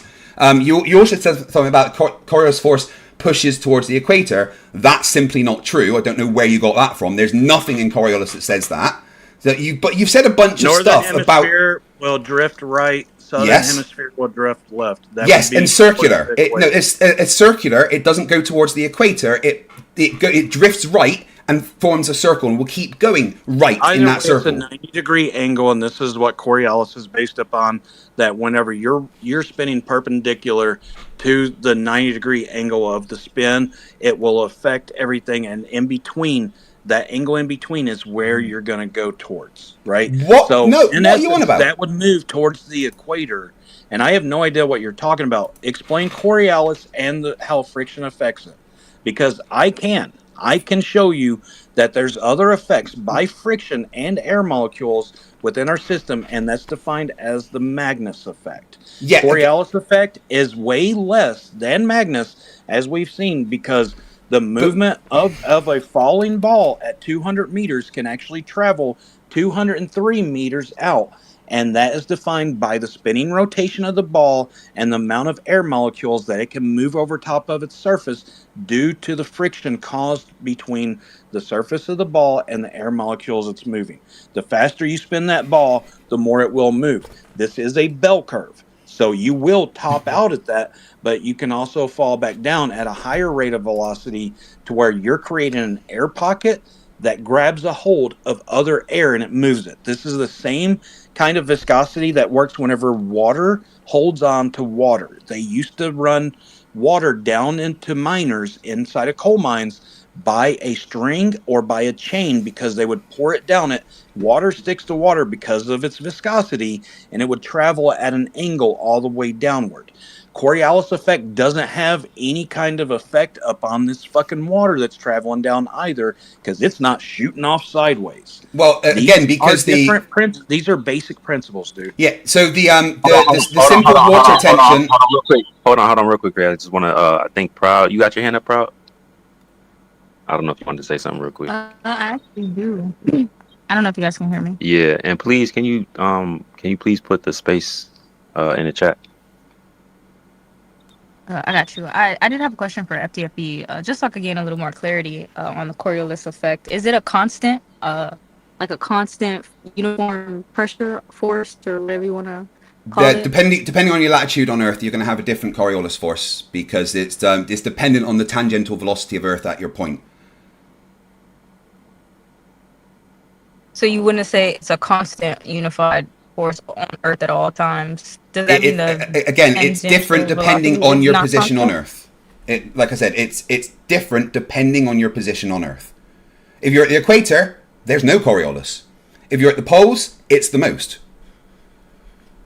So it's constant at specific latitudes, is what you said? Yeah. Okay. So you could say that at 45 degrees latitude there is a constant Coriolis force because the Earth's rotation speed doesn't change. So again, the Coriolis would be described by taking into account the mass of the object, the speed of the object, and the tangential velocity of Earth at that point. Those things together is what defines the Coriolis force, nothing else. All other forces are other forces. They're not the Coriolis force. So you don't put other forces into the equation for the Coriolis force. Okay, Does that make sense? Hey, Jimmy, have you validated the velocity of the Earth? In the velocity of the Earth? You mean the rotational speed of the Earth? Yeah. Have you done that? Can you give us the evidence, an experiment, something? Yeah, I did it with a Foucault's pendulum, yeah. That's not evidence. Oh, absolutely is. What do you mean it's not evidence? Because it exactly matches what evidence is. To say it's not evidence is just dismissing it. It's exactly evidence because it exactly matches the predictions of what we say happens on Earth. So therefore, it is exactly evidence. To say it's not evidence is just being denialism. Foucault pendulum. Anybody want to correct him on that?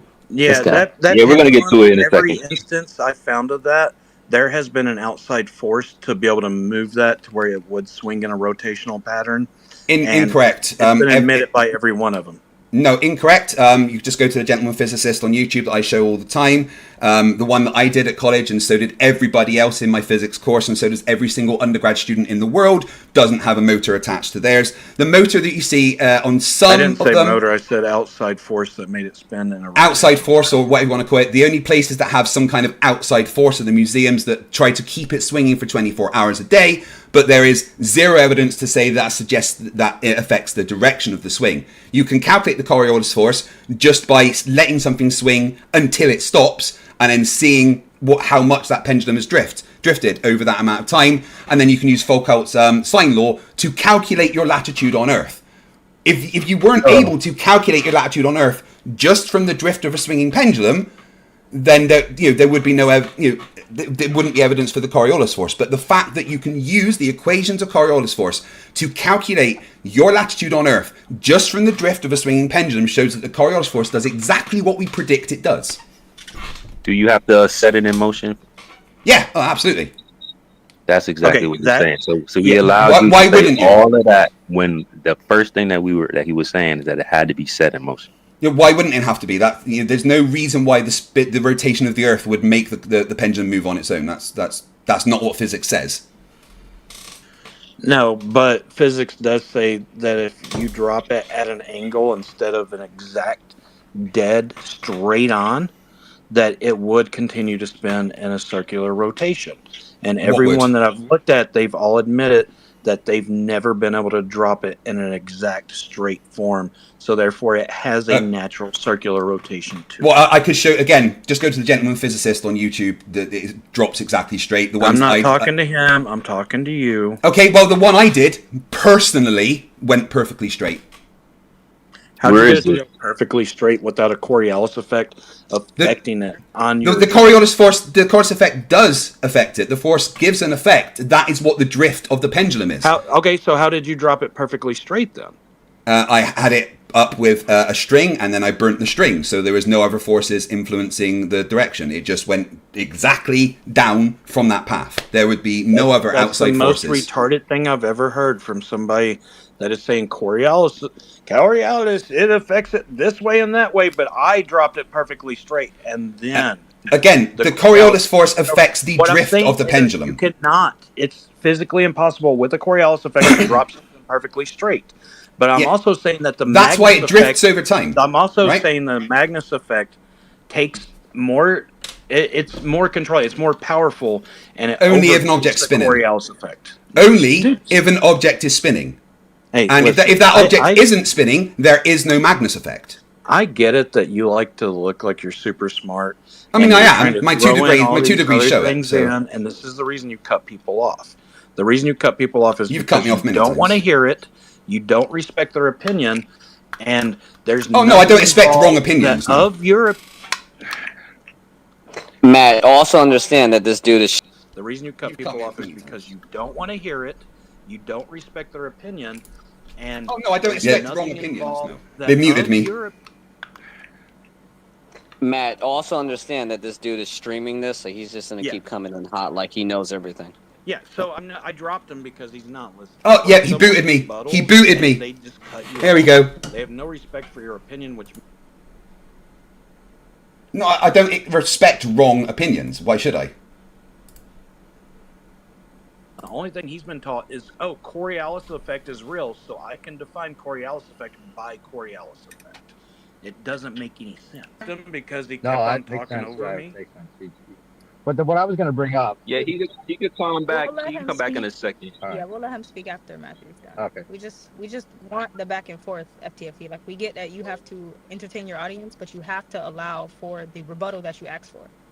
I would say that FTFE, the only thing that really makes sense about him is if he's like secretly a flat earther and he's just trying to make their side look more ridiculous than it already does. Why? Because I spit facts and you don't like it. Come on, let me back in. From his last debate, he said I was a globe earther until I heard his debate. Yeah, he makes more flat earthers than anyone. Just saying. He's just so ridiculous and so outrageous and so completely adamant that he's right when he's obviously not. I am right. That's the thing. Man.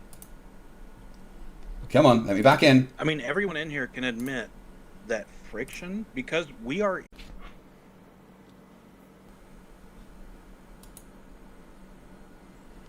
Right. Should be back. Sorry about that. Elon Musk shut me down, I guess. So he said that it doesn't affect the weather when it's exactly the cause of the weather. No one denies that friction is a thing, but that is another thing, not the Coriolis. Magnus effect doesn't work unless something's spinning and is not the Coriolis. It's another force. No one can find the equation. I read it to him. He said the Big Bang was an explosion. No, it wasn't an explosion. He said tides are not affected by the moon. They're affected by the Magnus effect, which is wrong. The tides are...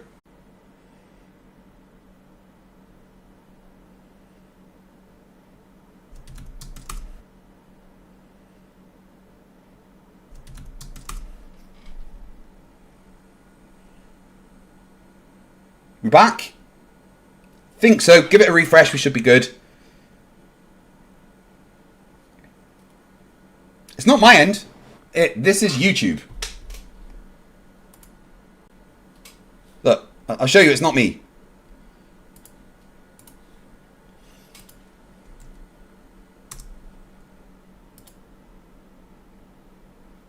See, defo not me. This is YouTube being crappy for some reason.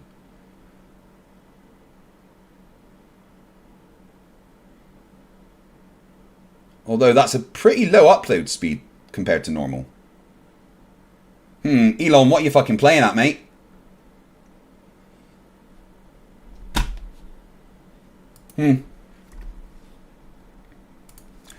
But yeah, that was pretty easy to destroy the numpties, right? Like, they're not going to talk to me. They're not going to actually debate me. That's the thing. They won't. They're cowards. They can't debate. Simple as that. All they're going to do is mute me and ignore what I've said. Let me see what's going on with the internet there.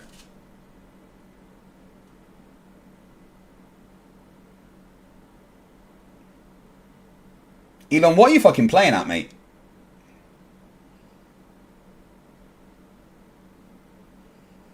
See, now it says my upload.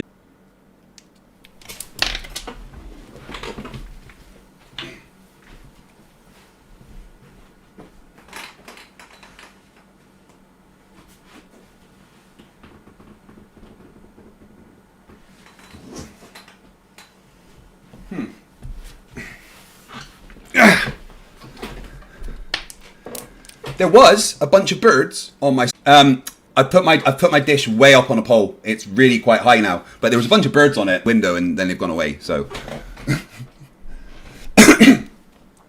who knew birds could reduce your fucking bandwidth? No, not cats this time. It was birds.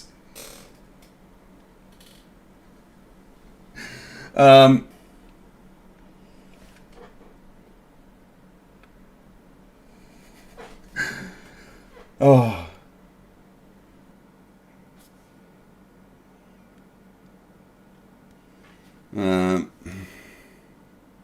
That's the Starlink speed right now.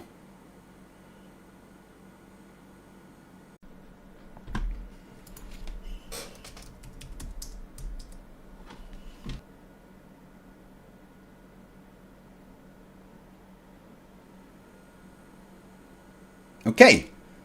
We appear to be back. Let's hope it sticks this time. I actually don't think it's Starlink. I think it's YouTube being crazy. I'm not sure why. Did I show over my ass, did I? That was good. Let me see.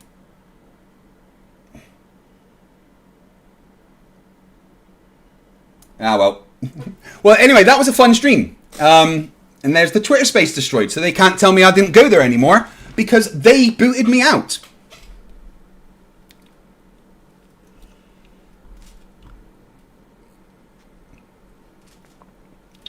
Right, let's read super chats. And it's 4 AM, so I should probably go to bed, right?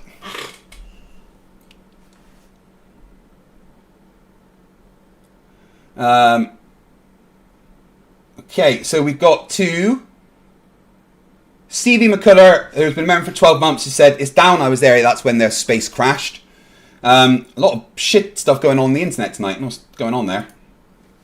Bill Tetley for $5 says, at one point it's 407 for you and 197 for Sacred. I wonder who's failing, struggling for content. Yes. I read those ones.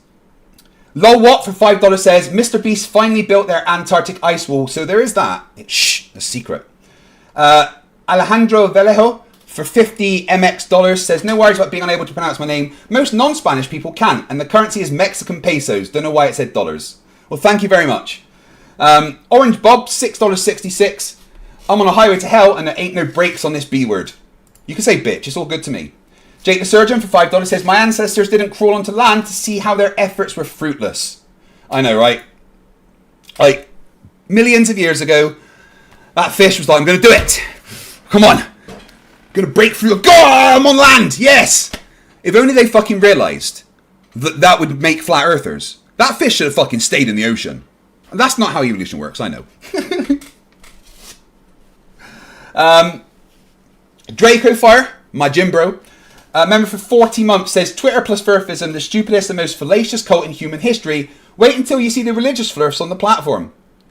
Conal Silver for $2 says Rife starts talking woo woo woo. Yeah, I think we need to pay a bit more attention to Matthew Rife, don't we, guys? Katz needs to pay attention to him. Kaplunk Steve, member for 4 months, says, would you like some croutons with your word salad? Nah, there's enough salad there, don't need anything else. Raging Canadian for $5 says, you should read his bio. I tweeted at you, lol. The guy is a complete lunatic. His uncle got 300 people killed. What do you mean his uncle got 300 people killed?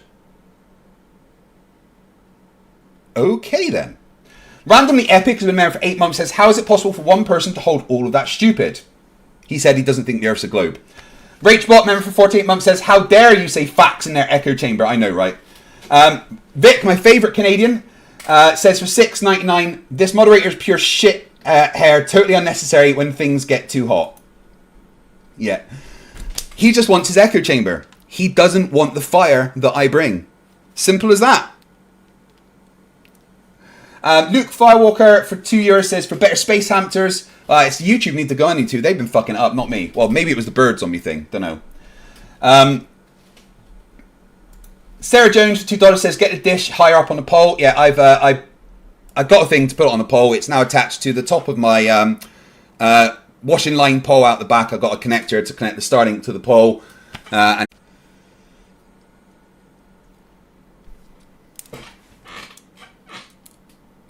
And we're back, possibly. It's definitely not me, because my speed test right now says 220 up and 220 down and 33 up. So it's not me. Bill Tetley, $4.99 says, better get those hamsters some decent feed to keep your interwebs going. They're in space, dude. The hamsters are dead. Slivery for £5 says, has Commander Riker been jumping on your buttons again? I fucking love Commander Riker.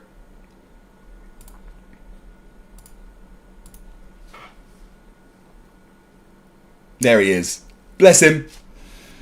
Steve6464 for $5 says, if you decide what side of science argument you're on by how one person acts, then you're not logic, but emotions. Yeah, absolutely. Nerd Alert for €5 says, towards a new fund for building a robotic super hamster that doesn't require food. The hamsters are in space. Maybe that's the problem. All my hamsters died because they were in space. Bill Tetley, $4.99 says, I've already given Rife Technology a 1-star review on Google Maps for use of pseudoscience and the garbage attempts to heal real problems. Yeah, Rife needs fucking dealing with. That is for sure. Yeah, Global Mum has 2 debate shorts that have been finished and are ready to go. Monday, I'm going to start releasing all my new content. And I'm going to be recording my new episodes for Flerfs Idiots. And my new episodes of Debunking Mindshock. In fact, you know what, guys? Maybe you can help me decide. I need a name for my Mindshock series that I'm going to do, right? Flerfs Idiots. That works for the Debunking Flat Earthers. But Mindshock isn't a Flat Earther. Just likes to suck the dicks of Flat Earthers for some reason. But, yeah, what should my Debunking Mindshock series be called? All right? Leave your suggestions in the comments and in my Discord. Please. Mind block. Mind suck. Right, well, whilst you guys come up with some nice ideas for my Mind Shock series, can we pretend that airplanes in the night sky are like shooting stars?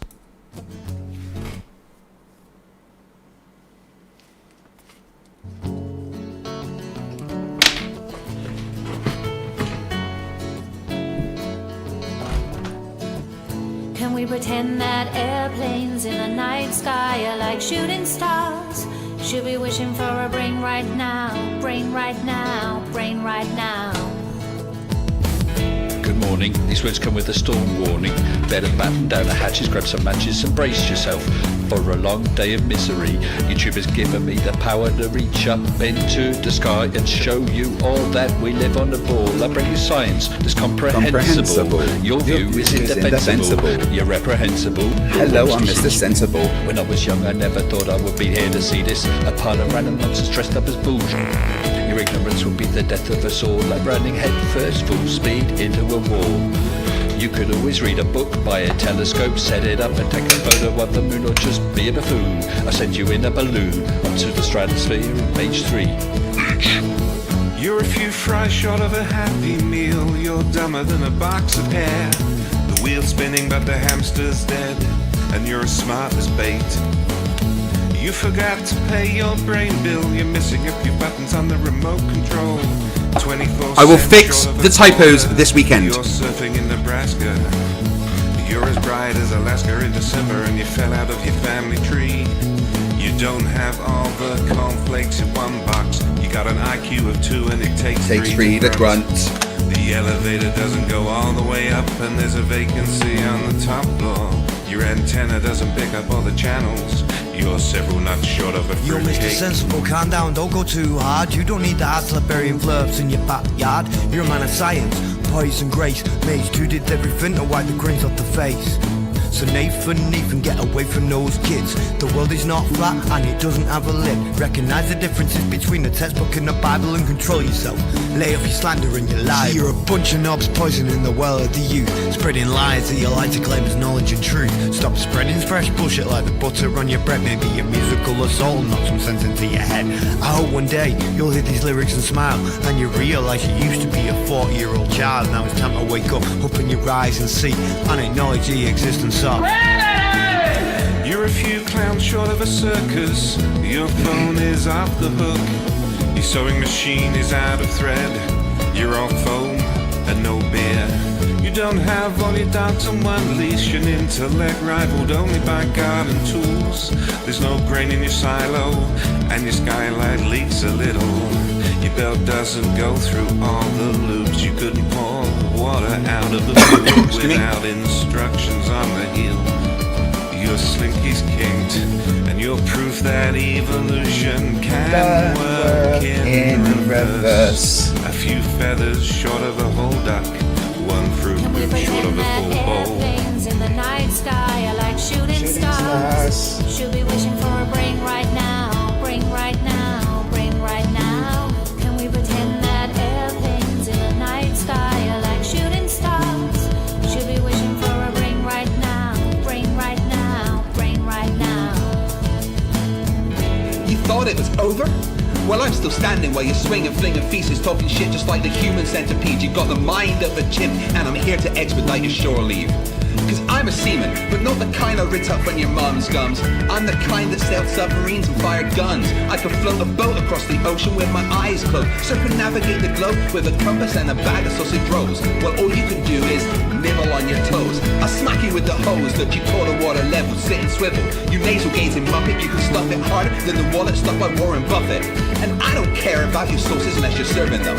And I don't care about your lines unless you're curving them.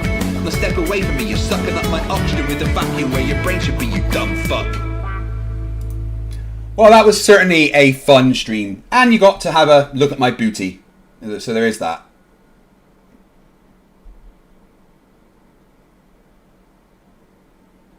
Yeah, I didn't actually show my ass, so that's okay. I just checked.